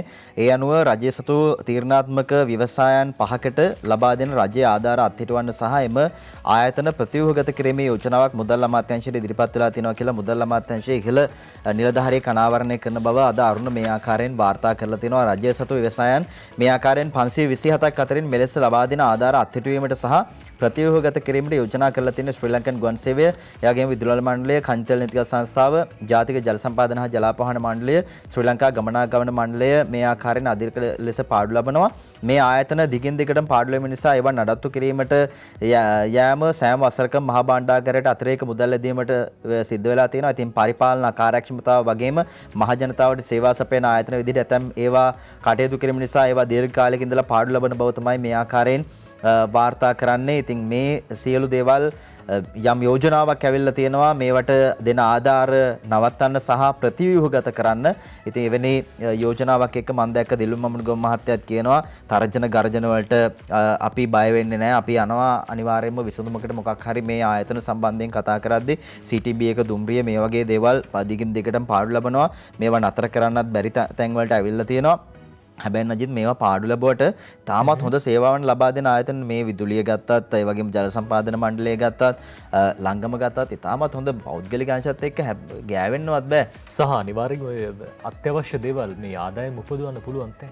ඔව් ඉතින් මේ දැන් CTB එක පාඩු ලබනවා කිව්වට අපි එක බස් එකක්වත් කොයි වෙලාවකවත් දැකලා නැන්නේ මේ දෙතුන් දෙනෙක් එක්ක යනවා. නේද? බස් පිරලා යනවා. දුම්රියත් එහෙමයි. වතුර විලුත් දැන් මේ දුම්රිය නම් අර මේ පදික වේද මේ එකෙත් එල්ලලා යනවා. ෆුට්බෝල් පෝරුත් එල්ලලා යනවා. ඔව් දැන් මේ යන මිනිස්සු ඔක්කොම යන්නෙත් මේ ටිකට් එකක් කරන්නේ. ඒක හොරෙන් යන්නේ නැහනේ.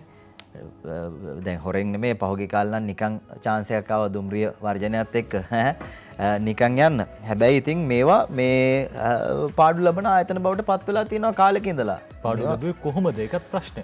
මේවා පරිපාලන දුර්වලතා කියලා තමයි කියන්නේ. ඉතින් අවසානයේ සිද්ධ වෙන්නේ ප්‍රතිව්‍යුහගත කරන්න යෝජනා ඇවිල්ලා තියෙනවා. එතනදී මේ සියලු දේවල් වෙනස් වෙන්න ඉදිරියේදී බොහෝ විට ඉඩකඩක් තියෙනවා. ඒ ගැන තමයි අරුණ පත්‍රයේ තොරතුරු අද වාර්තා කරලා තියෙන්නේ. මේ තත්වෙත් එක්ක මේ තෙල් සංස්ථාව ගැන කතා කරද්දී අපිට අමතක කරන්න බෑ ත්‍රිකුණාමලයේ තෙල් ටැංකි ටික මේ සම්බන්ධයෙන් දීර්ඝ වශයෙන් මේ දවස්වල කතා වෙනවා හැමතැනකම දේශපාලන වේදිකාවෙත්. ඒ වගේම රටට ආදරය කරන ආදරය නොකරන සමහර තැන්වල මේ දේවල් කතා කරනවා අපිට අහන්න දකින්න ලැබෙනවා. ගම්මන්පිල තෙල් ටැංකි වල බලය අල්ලයි කියලායි මව්බිම අද මේ පිළිබඳව වාර්තා කරන්නේ. ඒ අනුව ත්‍රිකුණාමලයේ තෙල් ටැංකි 99න් 85ක්ම පාලනය ට්‍රින්කෝ පෙට්‍රෝලියම් ටර්මිනල් සමාගම යටතේ ලංකා කනිතෙල් නීතිගත සංස්ථාව සතු වන බව බලශක්ති ඇමති උදේ ගම්මන්පිල මහත්තයා කියනවා. පහුගිය දවසක මාධ්‍ය හමුවකට එක්වමින් තමයි ඔහු මේ බව කිව්වේ. ඒ අනුව ලංකා IOC සමාගමට තෙල් ටැංකි 14ක් පමණක් පැවරුණු ඇති. තෙල් සංස්ථාවට ඍජුව ලබා ගන්නා තෙල් ටැංකි 24ක් සහ තෙල් සංස්ථාවේ පාලිත සමාගම් වන ට්‍රින්කෝ පෙට්‍රෝලියම් ටර්මිනල් සමාගමට පැවරුණු තෙල් ටැංකි 61ත් එක්ක ටැංකි 85ක පාලනය තෙල් සංස්ථාව යටතට හම්බ වෙනවා කියලා ඔහු සඳහන් කරනවා. මේ චෝදනා කරන අයට හොඳ උත්තරයක්. ඒ අනුව 1987 2013 දී ගිවිසුම් මගින් ඉන්දියාවේ පාලනයට නතු කරගත් ත්‍රිකුණාමලයේ තෙල් ටැංකි සංකීර්ණය නැවත අපේ පාලනයට ලැබීම ඓතිහාසික ජයග්‍රහණයක් කියලා තුමා ලස්සනට වචන වලින් කියන ඓතිහාසික කියන වචන එහෙම හැම වෙලේම ඉතින් මුවන්ගේ තියෙනවානේ ගම්මන්පිල මහත්තයාගේ. ඉතින් මේක ඓතිහාසික ජයග්‍රහණයක් කියලා තමයි එතුමා සඳහන් කරන්නේ. හැබැයි ඉතින් අපිට නම් ඓතිහාසික ජයග්‍රහණයක් වෙන්නේ මහ ජනතාව විදිහට තෙල් පොඩ්ඩක් නේද මිල ගණන් අඩු වුණා නම් එහෙම එකක් ගැන අපිට හිතන්න බෑ. හීන විතරයි මේ කාලේ. අර අපේ රටෙන් තෙල් වලින් අපේ රටේ වාහන දුවන දවසක් උදා වුණොත් ඒක ඓතිහාසික ජයග්‍රහණයක්. අනිවාර්යෙන් අන්න එහෙම තැනකට එන්න පුළුවන් නම් ඒ වගේ මතත් දැන් පහුගිය කාලේ දිගින් දිගටම අපිට මේ තියෙන තෙල් නිදි සම්බන්ධයෙන් කැණීම් කරන්න ඒ සියලු දේවල් කරලා තියෙන්නේ අදාළ සමාගම් එක කතා කරලා ඒ වගේ අනාගතයකට ඒ වගේ කාලයකට ඉතාමත් ඉක්මනින් එන්න පුළුවන් නම් අන්න ඒක ඓතිහාසික ජයග්‍රහණයක් රටේ ජනතාව ලබන. ඉතින් මේකත් ඓතිහාසික ජයග්‍රහණයක් කියලායි උදේ ගම්මන්පිල මහත්තයා කියන්නේ. තෙල් ටැංකි අපේ කරගත් එක ත්‍රිකුණාමලයේ 85ක් ඒ ගැන අද මව්බිම් වාර්තා කරනවා. දැන් ඔය අතර සමීර දැන් ඔය වගේ කතා අපිට මේ දවස් ටිකේ ඉච්චර වැඩි අහන්න හම්බුන්නේ නැහැ. මේ මැති ඇමතිවරුන්ගේ කතා, පාර්ලිමේන්තු මන්ත්‍රීවරුන්ගේ පක්ෂ විපක්ෂ කතා. හේතුව පාර්ලිමේන්තුවේ වාර අවසන් කරලා තියෙන. දැන් පාර්ලිමේන්තුව 18 වෙනිදා රැස් වෙන්න නියමිතයි කියලා අද ලංකාදීප පුවත්පත කියනවා. පාර්ලිමේන්තුව යලි 18 වෙනිදා 9 වෙනි පාර්ලිමේන්තුවේ දෙවැනි සභාවාරය මේ මාස 18 වෙනිදා උදෑසන 10ට උත්සවාකාරයෙන් ආරම්භ කරනවා. එහිදී ජනාධිපතිවරයා විසින් ප්‍රතිපත්ති ප්‍රකාශය එළි දැක්වීමට නියමිතයි. පාර්ලිමේන්තුවේ වේත්‍රධාරී නරේන්ද්‍ර ප්‍රනාන්දු මහත්තයා මේ ගැන කියලා තියෙන්නේ. 2021 දෙසැම්බර් 12 වෙනිදා මධ්‍යම රාත්‍රියේ සිට ක්‍රියාත්මක වන පරිදි ජනාධිපතිවරයා විසින් පාර්ලිමේන්තුව වාර අවසන් කළ අතර මීළඟ සභාවාරය ජනවාරි 18 වෙනිදා ආරම්භ වෙන්න නියමිතයි කියලා අද ලංකාදීපය සමවෙන්න සිළුමිණ පුවත්පත ඒ විදිහට කියනවා. ඔව් ඉතින් තෙල් ටැංකි ගැන අපි කතා කරා උදේ ගම්මන්පිල මහත්තයා කියන කතාව. එතකොට යම් ආකාරයක අර්බුද සමහර තැන්වල අහන්න දකින්න ලැබෙනවා. ඉතින් මේකත් එක්ක දේශපාලනය වෙනස් වෙයි කියන දේ තමයි දේශපාලන කණ්ඩායම් මත ගැටුම් මේ සියල්ල එක්ක මේ කණ්ඩායම් වෙනස් වෙයිද? වෙනස් වෙලා අලුත් මූණකින් එයිද? පරණ බස් එකම අලුත් බෝඩ් එකක් ගහගෙන යයිද? මේ ආදී වශයෙන් දේශපාලන වේදිකාව තුල කතා වෙනවා.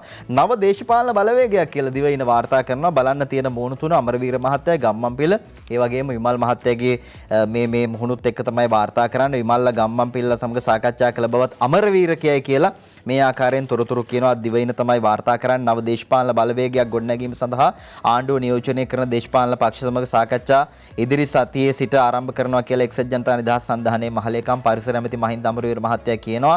මේ වෙනකොට ආණ්ඩුව නියෝජනය කරන මහජන එක්සත් පෙරමුණ, පියුතුරු හෙළවුරුමේ වගේම ලංකා කම්කරු පක්ෂය සමග ජාතික නිදහස් පෙරමුණ ඇතුළු පක්ෂ කීපයක් සමග මූලික වටේ සාකච්ඡා ආරම්භ කරලා තියෙනවා කියලා නව වසර මුල ආණ්ඩුව නියෝජනය කරන පක්ෂ හා ජාතික බලවේග සමග සාකච්ඡා ආරම්භ කරනවා කියලා අමරවීර මහත්තයා සඳහන් කරනවා. 2022 වසරේ ඉඳලා රටට හිතැති නව දේශපාලන බලවේගයක් ගොඩනැගීම සඳහා කණ්ඩායමෙන් සැලසුම් සකස් කරනවා කියලා තමයි මේ ආකාරයෙන් කියන්නේ. ඉතින් හැමදාම කියන කතාව සමීර මේ දැන් පොදුජන පෙරමුණ නිර්මාණය කරනකොටත් කිව්වේ අලුත් දේශපාලන බලවේගයක් අලුත් ගමනක් යනවා කියලා. දැන් ඒ බලවේගය නිර්මාණය කරන්න එකතු වෙච්ච පිරිසනේ දැන් වෙන්න ඕනේ රට ඉස්සරහට ගෙනියන බලවේගයක් වෙනවා මිසක් මේ දැන් අලුත් බලවේග හද ඉන්න කාලයක් නෑ. රටේ ආර්ථිකය ජය ගන්න ජනතාව ඉස්සරහට ගෙනියන්න මේ මහත්තුරුන්ට වගකීම් පැවරලා තියෙනවා. ඉතින් අලුත් බලවේග හද ඉන්නවද හදාගත්ත බලවේගයෙන් රට ඉස්සරහට ගෙනියනවද කියන කාරණාව තමයි දැන් ජනතාවට තියෙන්නේ ප්‍රශ්නයක් වෙලා. ඔව් ඉතින් මේ මොන බලවේග හැදුවත් ජනතාව තමයි අන්තිමේ බලය ලබා දෙන්නේ. ඉතින් ජනතාවගේ බලය මොන ආකාරයෙන් ලබා දෙයිද කියලා කියන්න බෑ මේ සියලු දෙනාට දේශපාලනය ගැන කතා කරද්දී. මේ අතරේ අගමැද්දූරෙන් විශ්‍රාම යන්නේ නැහැ කියලා මහින්ද රාජපක්ෂ මහත්තයා සඳහන් කරනවා. එහෙම කටකතාවක් යනවා මේ දවස්වල. දිවයින අද ඒ ගැන කියනවා අගමැද්දූරෙන් විශ්‍රාම යාමට තරම් තමාට අවශ්‍යතාවයක් නැතයි අග්‍රාමාත්‍ය මහින්ද රාජපක්ෂ මහත්තයා කියනවා.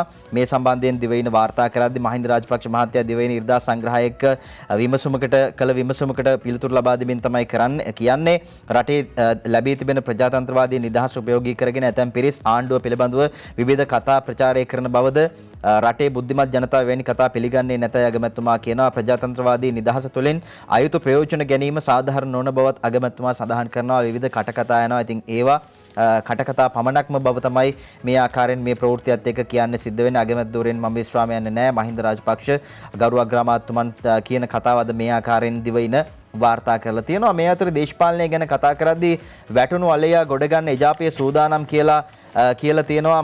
මව්බිම මේ සම්බන්ධයෙන් වාර්තා කරනවා. ඉදිරි දේශපාලනය සම්බන්ධයෙන් කතා කරද්දී මොකද්ද බලමු මේ සියලු දෙනාගේ අදහස් බවට පත් වෙලා තියෙන ඕන් කොහොමද ඉස්සරහට එන්නේ.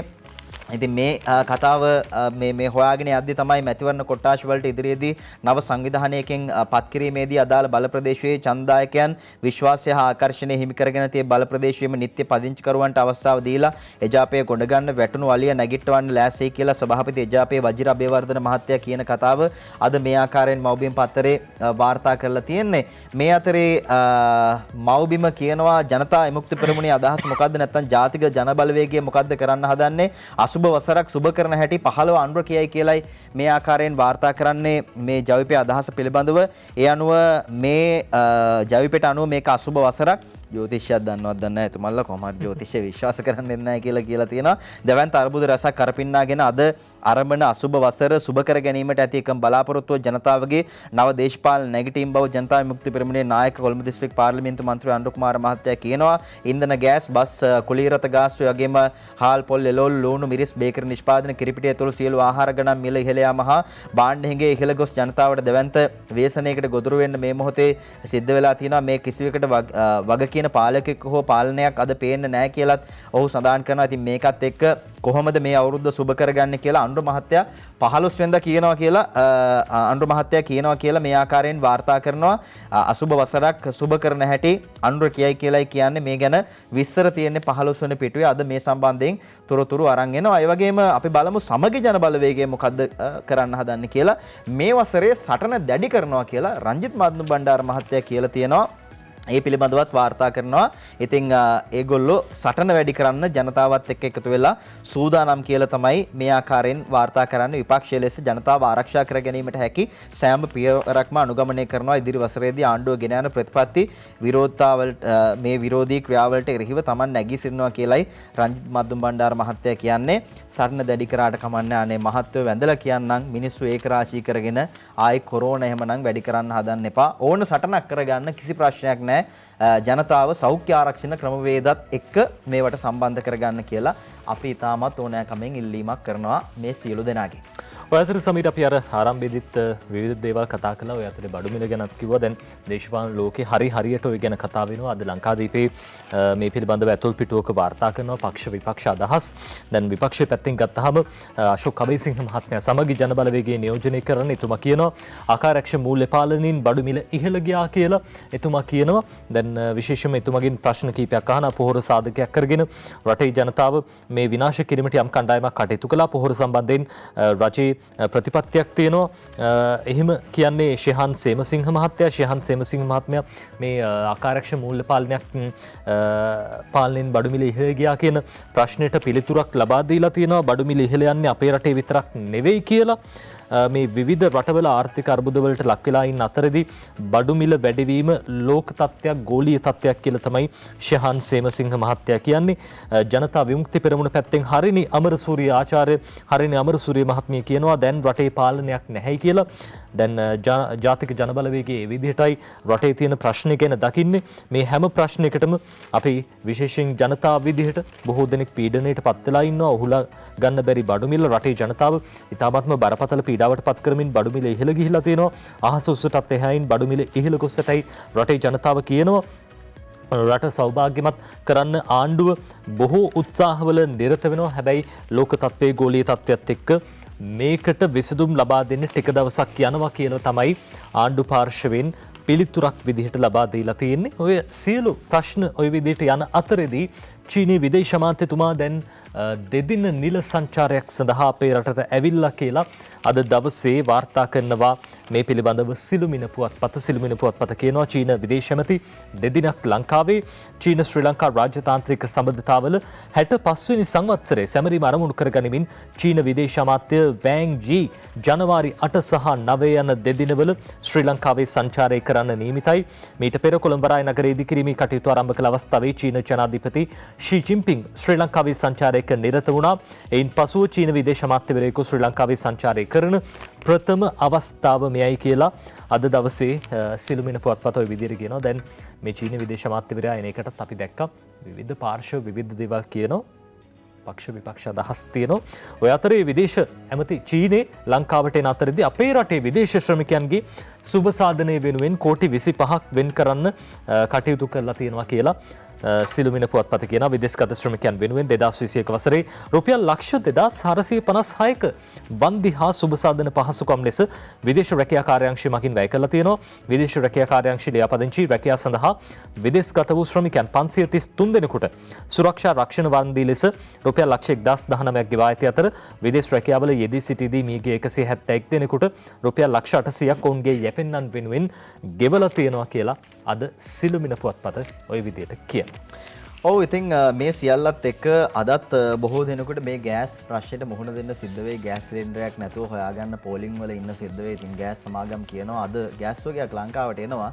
හැබැයි ආවට පස්සේ ගොඩබෑම් බොහෝ විට අද සිද්ධ වෙන්නේ නැහැ. මොකද සමහර ආයතන වල මේ පරීක්ෂා කරන නිලධාරීන් සෙනසුරාදා ඉරිදා වැඩ නැහැනේ. ඉතින් ඒගොල්ලන්ට සෙනසුරාදා ඉරිදා වැඩට ගෙන්නනවා කියන්නේ එක වෙනම වැඩක්.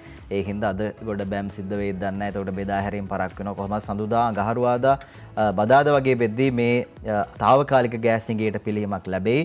අපි දන්නවා සියලු පරීක්ෂා කිරීම් වලින් අනතුරුව තමයි ගෑස් ගොඩබෑම දැන් සිද්ධ කරන්නේ. අර තිබුණ ප්‍රශ්නත් එක්ක ගඳ සුවඳ මේවා දැනෙන්නේ නැති වෙන්න සමහර දේවල් ඒ භාවිත කරන දේවල් ඒවට නියමිත ප්‍රමිතීන්ට දාලා තිබුණ නැහැ. ඒ නිසා ගෑස් නැවක් ප්‍රතික්ෂේප කරා. ඉතින් ඒකත් එක්ක තමයි අද නැවක් එන්නේ.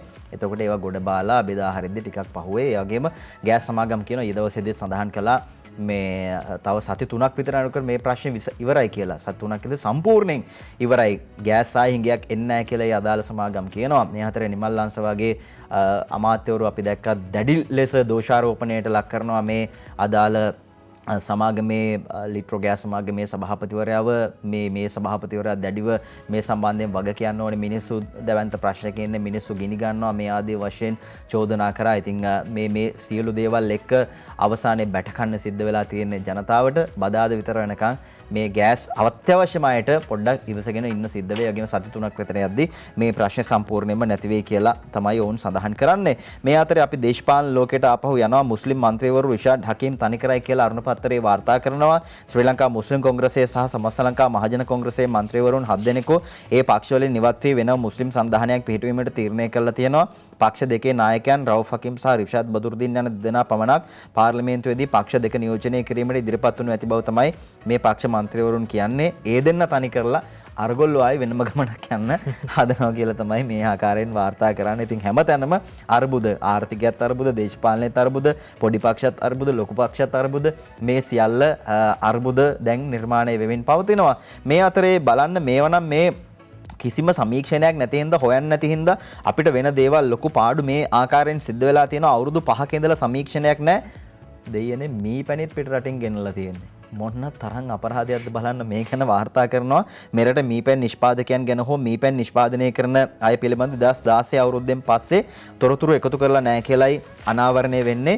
ඉතින් පිට රටින් තමයි මීපැණි ගෙනල්ලා තියෙන්නේ. බිඳුනුවව මීමැස්සි සංවර්ධන ඒකකයේ විසින් මේ තොරතුරු රැස් කළ යුතුවත් මෙම ආයතනය විසින් මේ කටයුතු නිසියාකාරව සිදු කළ නැහැ කියලා කුෂ්කර්ම අමාත්‍යාංශ ආරංචි මාර්ග කියනවා. බලන්නකො මහත්තයෝ කී දෙනෙක් විතර මේ ඒකකයේ මේ මධ්‍යස්ථානයේ සේවය කරනවද කියලා. මේ තොරතුරු ටික හොයලා මේ ගැන රටට මේ අදාළ තැන්වලට ඉදිරිපත් කරලා මේවා නවත්තන්න බැරි මොනතරම් මීමැසි ජනපද තියනවද? එතකොට මේවෙන් අපි ලබා ගන්න අපේ මීපැණි වලට මොකද කරන්නේ? ඒවා හලනවද? හල්ලා පිටරටින් කියනවද?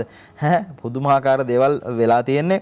මෙරට වාර්ෂිකව මීපැණි අවශ්‍යතාවය මෙට්‍රික් ටොන් 250ක් වන අතර ඉන් මෙරට නිෂ්පාදනය කරන්නේ මෙට්‍රික් ටොන් 75ක් 80ක් විතරයි. මෙරට අවශ්‍ය කරන ඉතිරි මීපැණි ප්‍රමාණය චීනය, ඉන්දියාව, තායිලන්තය, ඕස්ට්‍රේලියාව, නවසීලන්තය ආදී රටවල් වලින් ආනයනය කරනවා කියලයි කෘෂිකර්ම දෙපාර්තමේන්තුව සඳහන් කරන්නේ. ඉතින් කිසිම පරීක්ෂණයක් නැහැ, සමීක්ෂණයක් නැහැ.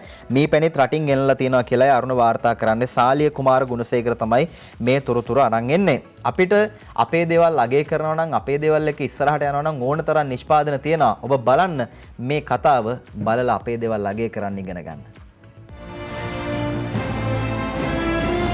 මැටි කර්මාන්තය කියලා කියන්නේ මීට කාලයකට කලින් විශේෂ අවධානයක් නොලැබුණු කර්මාන්තයක්. හැබැයි ගෙවී ගිය වසර දෙක තුළ විශේෂ පෙබදීමක් මේ කර්මාන්තය තුළ ඇති වුණා. ඉතින් අපි හිතුවා ශ්‍රී ලංකාවේ මැටි කර්මාන්තයේ ප්‍රගතිය ගැන ඔබත් එක්ක කතා කරන්න.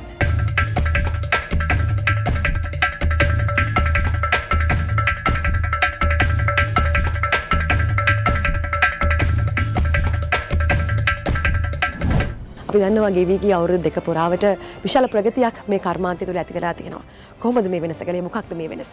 මැටි කර්මාන්තය කියන්නේ දැවැන්ත කර්මාන්තයක්. නමුත් ඒක එළියට පෙනිලා තිබුණේ නැහැ. ගරු ජනාධිපතිතුමන්ගේ සංකල්පයක් අනුව මේ අමාත්‍යාංශ වෙන් කිරීමේදී මේ මැටි කර්මාන්තය කියන එකට තැනක් ලැබුණා. මේගොල්ලන්ට මුලින්ම තිබුණ ප්‍රශ්න ටිකක් තමයි අමුද්‍රව්‍ය හිඟේ. ඒ අමුද්‍රව්‍ය ප්‍රශ්නේ විසඳන ගමන් අපි මේගොල්ලන්ට ඕන කරන තාක්ෂණයක් ලබා දුන්නා. වෙන්දට අපි දැක්ක පෝරුණු බොහොම බිම් මට්ටමේ තියෙන තාපය හරියට ඩිස්ට්‍රිබියුට් වෙන්නේ නැති පෝරුණු තමයි අපි ගාව තිබුණේ. දැන් අපි ඒව වෙනස් කරගෙන ජපාන තාක්ෂණය අනුව අකිරා කියන පෝරුණු ඉන්ට්‍රොඩියුස් කරගෙන යනවා.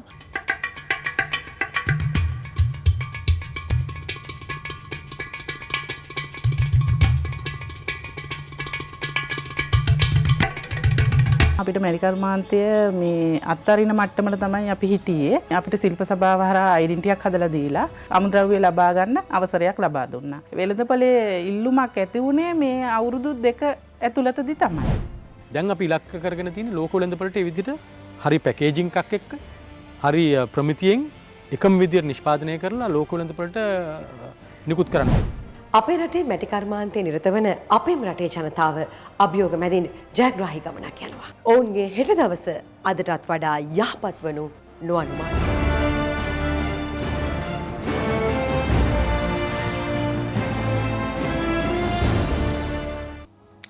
අභියෝග මැද හැදෙන රට විශේෂාංගය ඔබ බැලුවේ. රටේ කොච්චර අභියෝග තිබ්බත් මේ අභියෝග තුල ජීවත් වෙලා ජයග්‍රහණය කරන බොහෝ පිරිසක් ඉන්නවා. ඒ අය වෙනුවෙන් තමයි අපි මැටි කර්මාන්තය පිළිබඳව ඔබට විශේෂයෙන්ම සඳහන් කරන්න පෙළඹුණේ. බොහෝ පිරිසක් උත්සාහයෙන් දිරියෙන් ජීවිතේ ජය ගන්න පෙළවිලා ඉන්නවා. ඒ අතරේ මේ අද දවසේ සිළුමිණ කියන කතාවක් දැන් පහුගිය දවස්වල අපි දැක්කා දේශීය වගාවන්ට ලොකු ඉඩකඩක් ලැබෙනවා. අර කාලයක් තිස්සේ ගංජා හේන් වැටලුවාම මේ දේවල් මේ වැටලීම් සිද්ධ කළ නිරාපරාධේ ගංජා මේ පැල පුච්චලා දානවා. හැබැයි ඉස්සරහට එහෙම වෙන්න ඕනේ නැහැ. වගාවක් විදිහට ප්‍රචලිත වෙලා තියෙනවා. ඒ අතරේ දේශීය මත්පැනටත් ලේබලයක් එනවා කියලා අද සිළුමිණ පුවත්පත කියන අමිල මලවිසූරිය මේ ගැන ලියන්නේ. ආනයනික මත්පැන් මත 2019 වසරේ සිට අලවා ඇති ආරක්ෂිත සලකුණ කියන්නේ security features දේශීයව නිෂ්පාදනය කරන මත්පැන් වලටද ජනවාරි 3 වෙනිදා සිට හඳුන්වා දීමට කටයුතු කරන බව සුරාබදු කොමසාරිස් ජෙනරාල් සිළුමිණට ප්‍රකාශ කළා තියෙනවා. මාස 3ක කාල සීමාවක් තුළදී දැනට නිෂ්පාදනය කරන ලද මත්පැන් නිෂ්පාදනාකාර, මත්පැන් ගුදම්, මත්පැන් තොග වෙළඳ ගබඩා සහ මත්පැන් සිල්ලරට අලෙවි කරන ස්ථාන යන ස්ථානවල ගබඩා කර ඇති හෝ විකිණීමට තබා ඇති සියලු මත්පැන් තොග මත අදාළ ආරක්ෂිත සලකුණ දීම සම්පූර්ණ කිරීමටද කටයුතු කරනවා. ඒ අනුව මත්පැන් සුරාබදු බලපත්‍රයක් මත්පැන් නිෂ්පාදන ආයතන 70ක් මෙන්ම මත්පැන් ආයතන අපිට විස්තරේ මත්පැන් ආයතන මේ ආනයනය කරනු ලබන ආයතන 28ක් මගින් අදාළ ආරක්ෂිත මුද්‍රා යෙදීම සිදු කරනු ලබනවා. නීති විරෝධී මත්පැන් වර්ග දේශීය මත්පැන් වෙළඳපොළ ඇතුළු වීම වැළැක්වීමත් නීති විරෝධීව ආනයනය කරන මත්පැන් වර්ග දේශීය වෙළඳපොළ ඇතුළු වීම වළක්වමින් රජයේ භාණ්ඩාගාරයට අයවිය යුතු බදු මුදල් වැඩි කරන්නත් මේ අරමුණ වෙලා තියෙනවා කියලා තමයි සිළුමිණ පුවත්පත ඔය විදිහට කියන්නේ. මේ පුවතත් එක්කම අපිට පුළුවන් වෙලාව බලලා ඉන්න. අද ඉරිද සාමාන්‍යයෙන් ටිකක් වෙනස් කෑමක් අමුතු කෑමක් ඒ කියන්නේ වෙනදා කන ඔය සාමාන්‍ය ලෝලු වලට අමතරව කොස් කෑල්ලක් එහෙම කන්න ටිකක් පෙළඹෙනවා ඉරිදට පොඩ්ඩක් කට්ටිය ගෙදර ඉන්නවා. එතකොට පෝෂ්‍යදාහි තෙන් වැඩි ආහාර වේලක් ලබා ගන්න සමබල ආහාර වේලක් ලබා ගන්න කටයුතු කරනවා. ඉතින් කොස් ගැන කතා කරද්දී අර සමීර මේ කොස් ගැන කතා කරනකොට දැන් මේ පහුගිය දවස්වල නාගරික විඳපු කොළඹ ඉඳපු ගොඩක් අය දැන් ගමේ ගිහිල්ලා ඉන්නේ අලුත් අවුරුද්දට. අද හවසට වගේ තමයි කොළඹ ආපහු එන්නේ. ඉතින් හින්දා තාම ගමේ ඉන්නේ. අද කොස් ගෙඩියක් එහෙම කඩාගෙන කන්න පුළුවන් ගමේ ගියාම. කොස් ගෙඩියක් කඩාගෙන කනවා විතරක් නෙමෙයි පුළුවන් නම් නේද මේ කොස් තම්බලා පාර්සලයක් එහෙම අරගෙන එන්න මෙහෙත් ඉන්නවනේ ඉතින් කොළඹ කොස් කොටා කෝටිපතියෙක් වෙන්න පුළුවන් කියලා මේ ආකාරයෙන් මේ විශේෂාංග ලිපියේ සඳහන් වෙනවා. කොස් බෑගේ 200යි, ගෙඩිය රුපියල් 1000යි, කිලෝව 120යි, ඇමති බන්දුල පලා ගන්නෙත් කැලෑ පොලෙන් කියලා මේ ආකාරයෙන් වාර්තා කරනවා. බන්දුල ඇමතුමා මේ පලා ಜಾති ගන්නෙත් කැලෑ පොලෙන් කියලා තමයි කියන්නේ. නජිත් මේ කොස් ගැන කතා කරද්දී අපි දන්න කතාවක් තමයි ඔය දෙවෙනි රාජසිංහ රජතුමාගේ කාලේ සිංහලයාගේ ශක්තිවන්තකම දුර්වල කරන්න රාජ්‍ය එහෙම දුර්වල කරලා රාජ්‍ය අල්ලගන්න පෘතුගීසීන් කටයුතු කළා. ඉතින් ඒ අනුව ගිහිල්ලා මේ කර්මාන්තශාලා කෘෂි කර්මාන්තය ප්‍රධාන වශයෙන් විනාශ කරන්න මේ පෘතුගීසීන් කටයුතු කළා. ඔය බෙන්තර ගඟ, ගිංගග, නිල්වලා ගඟ ඒ ගංගා දිගේ ගිහිල්ලා බෝට් වලින් යාත්‍රා කරලා ඒ ප්‍රදේශවල තියෙන කුඹුරු සියල්ලම ගිනිබත් කළා. හැබැයි ඒත් බැලුවා මේ සිංහලයාගේ යුද්ධ ශක්තිය බිඳ වැටුන්නේ නැහැ. පස්සේ බලන් ගියාම රාජසිංහ රජු තමන්ගේ කාලේ වගා කරලා තිබිලා තියෙන කොස් ගස් ඒවැයෙන් හටගත්ත පළදාව ජනතාවට නොමිලේ ලබා දීලා මේ ආකාරයෙන් තමයි ওই යුද්ධවලට නැත්තම් සිංහලයාගේ ශක්තිවන්තකම ආරක්ෂා කරගත්තේ කියලා කියනවා. ඉතින් කොස් කියන්නේ හොඳ කෑමක් එදා ඉඳලම. හැබැයි වැඩේ තියෙන්නේ දැන් මේ ඉස්සර වගේ නෙමෙයි කොස් ගෙඩියක් හොයාගන්න විදිහක් නැහැ කියලා සමහරු කියනවා. හැබැයි ගමේ ඉන්න අයට කිසි ප්‍රශ්නයක් නැහැ. කොස් තියෙනවා, පොලොස් තියෙනවා නේද? මැල්ලුම් කන්න පුළුවන්. ඒ වගේම පොලොස් ව්‍යංජනේ කන්න පුළුවන්, කොස් මාළුව කන්න පුළුවන්, කොස් සම්බල කන්න පුළුවන් ඕන විදියක්. කොස් යට කළු පොල් මාළුව හදන්න පුළුවන්. කොස් යට කොස් වලින් කරන්න ගොඩාක් දේවල් තියෙනවා. ඉතින් එහෙම රසවත් ආහාර එක දේවල් පිළියෙල කරගන්න පුළුවන්. මේ කැලෑපොළ ගැන වාර්තාව කැලෑපොලේ කොස් විකුණලා කෝටිපතියෙක් වෙන්න පුළුවන් කියලායි කියන්නේ. ඔය ටෙක්නිකල් හන්දියට පොඩ්ඩක් එහාන්නේ තියෙන කැලෑපොළ. ඉතින් පාන්දරක යනවා නම් කැලෑපොළට ඕන තරම් දේවල් ගේන්න පුළුවන්. පාන්දර 4-5 වෙනකොට තමයි එතනට යන්න ඕනි. උදේට සෙනගින්න අපි දැකලා තියෙනවා. උදේට මේ සෙනගින්නවා විවිධ තැන් වලින් විවිධ ප්‍රදේශ වලින් පළාත් වලින් ඇවිල්ලා ගොවි ජනතාව පොඩි දේවල් කරන අය පොඩි ඔය කඩේලවලු කඩ කරන අය මෙතනින් තමයි අරන් යන්නේ. ඇමති බන්දුල මහත්තයත් කැලෑපොළෙන් තමයි පලා ගන්න කියලා අද මේ ආකාරයෙන් වාර්තා කරලා තියෙනවා. අරුණ පත්තරේ තමයි ඒ ගැන තොරතුරු අරන් එන්නේ. ඉතින් මේ කතාවත් එක්ක කොළඹ කොස් කඩලා කෝටිපතියෙක් වෙන්න පුළුවන් කතාවත් එක්ක ගස් යට කුණු වෙන කොස් දෙල් පහසුවෙන්ම ඩොලර් කරගන්න පුළුවන් විදිහක් ගැන මේ විදිහට තවත් වාර්තාවක් අරගෙන එනවා. ආචාර්ය හීන්කෙන්ද මහත්තයා සම්බන්ධ කරගෙන මේ වාර්තාව ලියන්නේ. ඒ අනුව පළතුරු රටපටවල කෝටි 391ක් හොයාගෙන කෝටි 430ක ඇපල් ගෙනල්ලා කාලා තියෙනවා අපි කියලා මේ ආකාරයෙන් වාර්තා කරනවා. අපි බලමු මේ පත්තරේ අරුණ පත්තරේ තමයි තියෙන්නේ. සදෙස මේ වාර්තාව ඌණ භාවිත පළතුරු ලයිස්තුව ෆයිල් අස්සේ හිර වෙලා ඌණ භාවිත පළතුරු ලයිස්තුව ෆයිල් අස්සේ හිර වෙලා කියලාත් මේ වාර්තාව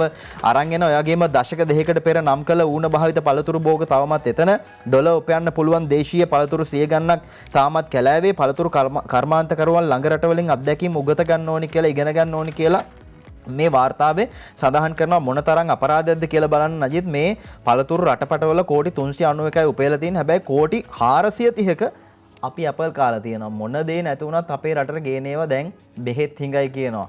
ඒ වගේම එන්නත් හිඟයක් තියෙනවා. හැබැයි බලන්න ඇපල් ටික මිදි ටික අපූර්වට නේද?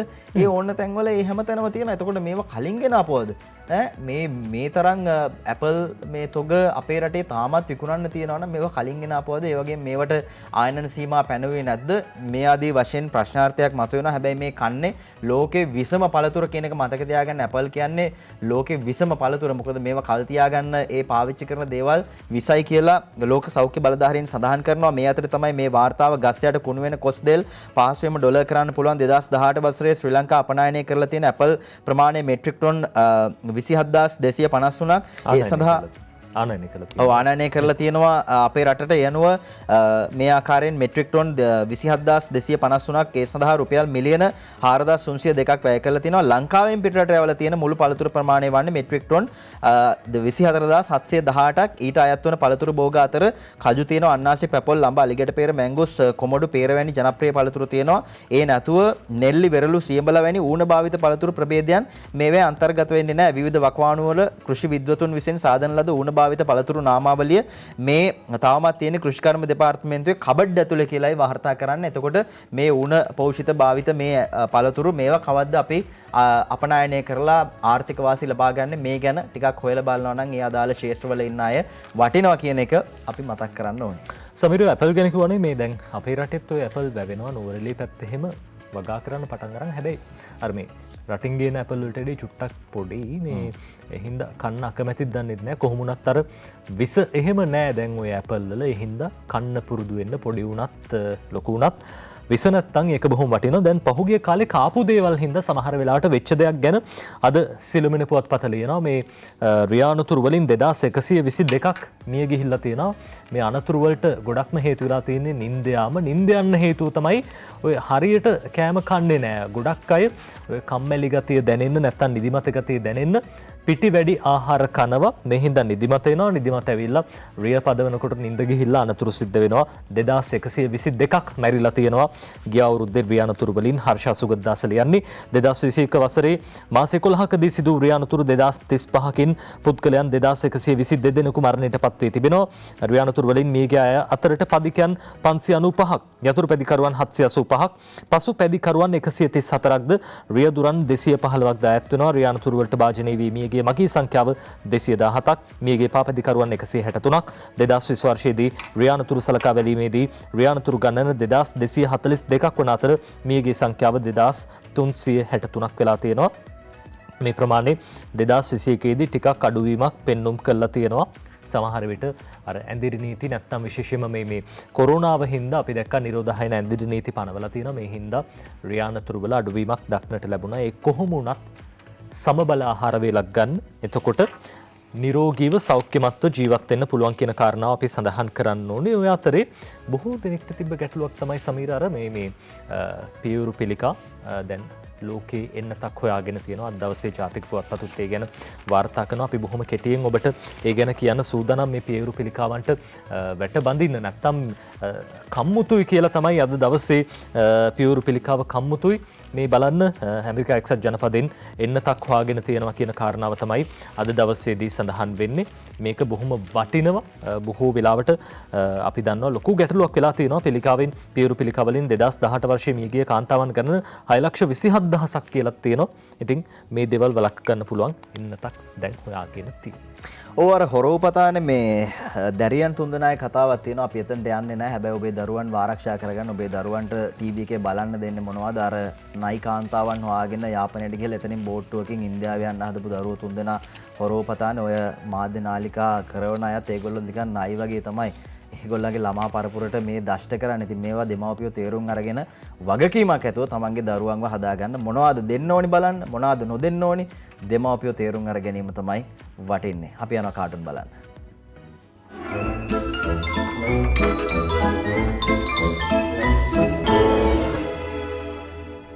අපි මුලින්ම බලන්න සූදානම් ලංකාදීප පුවත්පතේ 30 වවිස්සන් දින සේතන් කාටුනේ බලන්න කවියක් තියෙන්නේ 2022 ඔබ සැමට සුබ නව වසරක් වේවා කියලා කෙලිසෙල්ලම් සතුටු සිනා නැතුවාට කුසට අහර රෙදි පිළිහිඟ වූවාට පෝලිම් යුගයේ නැවතත් ඇති වූවාට නිසැකය නව වසර සුබ වෙනවාට කියලා 30 වවිස්ස ওই විදිහට ලියලා තිනවා මේ වසර සුබ වෙන්න කියලා.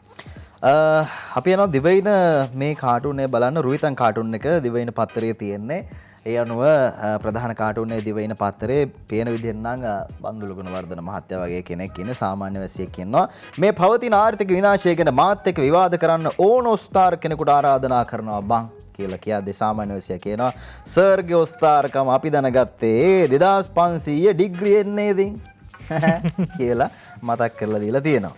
ඒ අතරේ රටේ ජනතාවට මේ දවස්වල බලාගෙන ඉන්න වෙන විදිහ සතිය ගාරුණ පුවත්පතේ කාටුනයක් විදිහට ඇඳලා තියෙනවා. උඩ බලාගෙන ඉන්න වෙලා තියෙන්නේ සතිය ගාරුණ පුවත්පතේ කාටුනේ අපි බලමු. දැන් මේ දවස්වල සුදුලූණු ගෙඩියේ ඉඳන් උඩ ගිහිල්ලා තියෙන්නේ සුදුලූණු, කැරට්, මේ ගෑස්. එතකොට බලන්නකො මේ තව දේවල් එක එක මේ කිරිපිටි පෙට්ටි, ඒ අතරේදී පාන් ගෙඩි, මේ හැම දෙයක්ම ඉතින් උඩ ගිහිල්ලා තියෙන්නේ. සිමෙන්ති කොට්ටත් ඉතින් ඊයේ පෙරේදා උඩ ගියා. දැන් උඩ බලාගෙන ඉන්න තමයි ජනතාවට වෙන්නේ කියලා අද සතිය ගාරුණ පුවත්පතේ ওই විදිහට ඇඳලා තියෙනවා. ඊළඟ කාටුන් එකට යනවා ලංකාදීප පත්තරේ පියල් අඳින කාටුන් එක.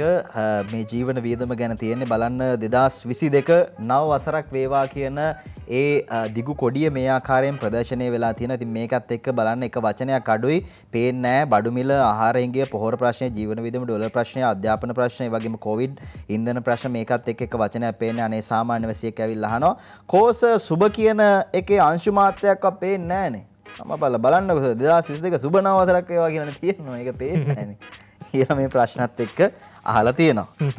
මේ සිළුමිණ පුවත්පතට ඉඩි ක්ලික් අඳින කාටුනේ බලන්න රජය දැන් මේ පාරක් හදාගෙන යනවා සංවර්ධනය කියන මේ ගමන යන අතරදී පාර හදාගෙන යන අතරදී තියෙන දේවල් රජය කියන ගල් රෝලට තලාගෙන යන්න තියෙන දේවල් තමයි බාධක, කොරෝනා, වර්ජන, යතරයි බාධක තියෙනවා, ඩොලර් තියෙනවා, ආර්ථිකය, ඉන්ධන, පෝර, මේ හැමදේම ඉතින් බාධක කරදර වෙලා තියෙන්නේ. ওই දේවල් තලාගෙන යන්න රජයට හැකියාව ලැබෙන්න කියලා ජනතාව විදිහට අපිත් ප්‍රාර්ථනා කරනවා 2022 අවුරුද්දේදී.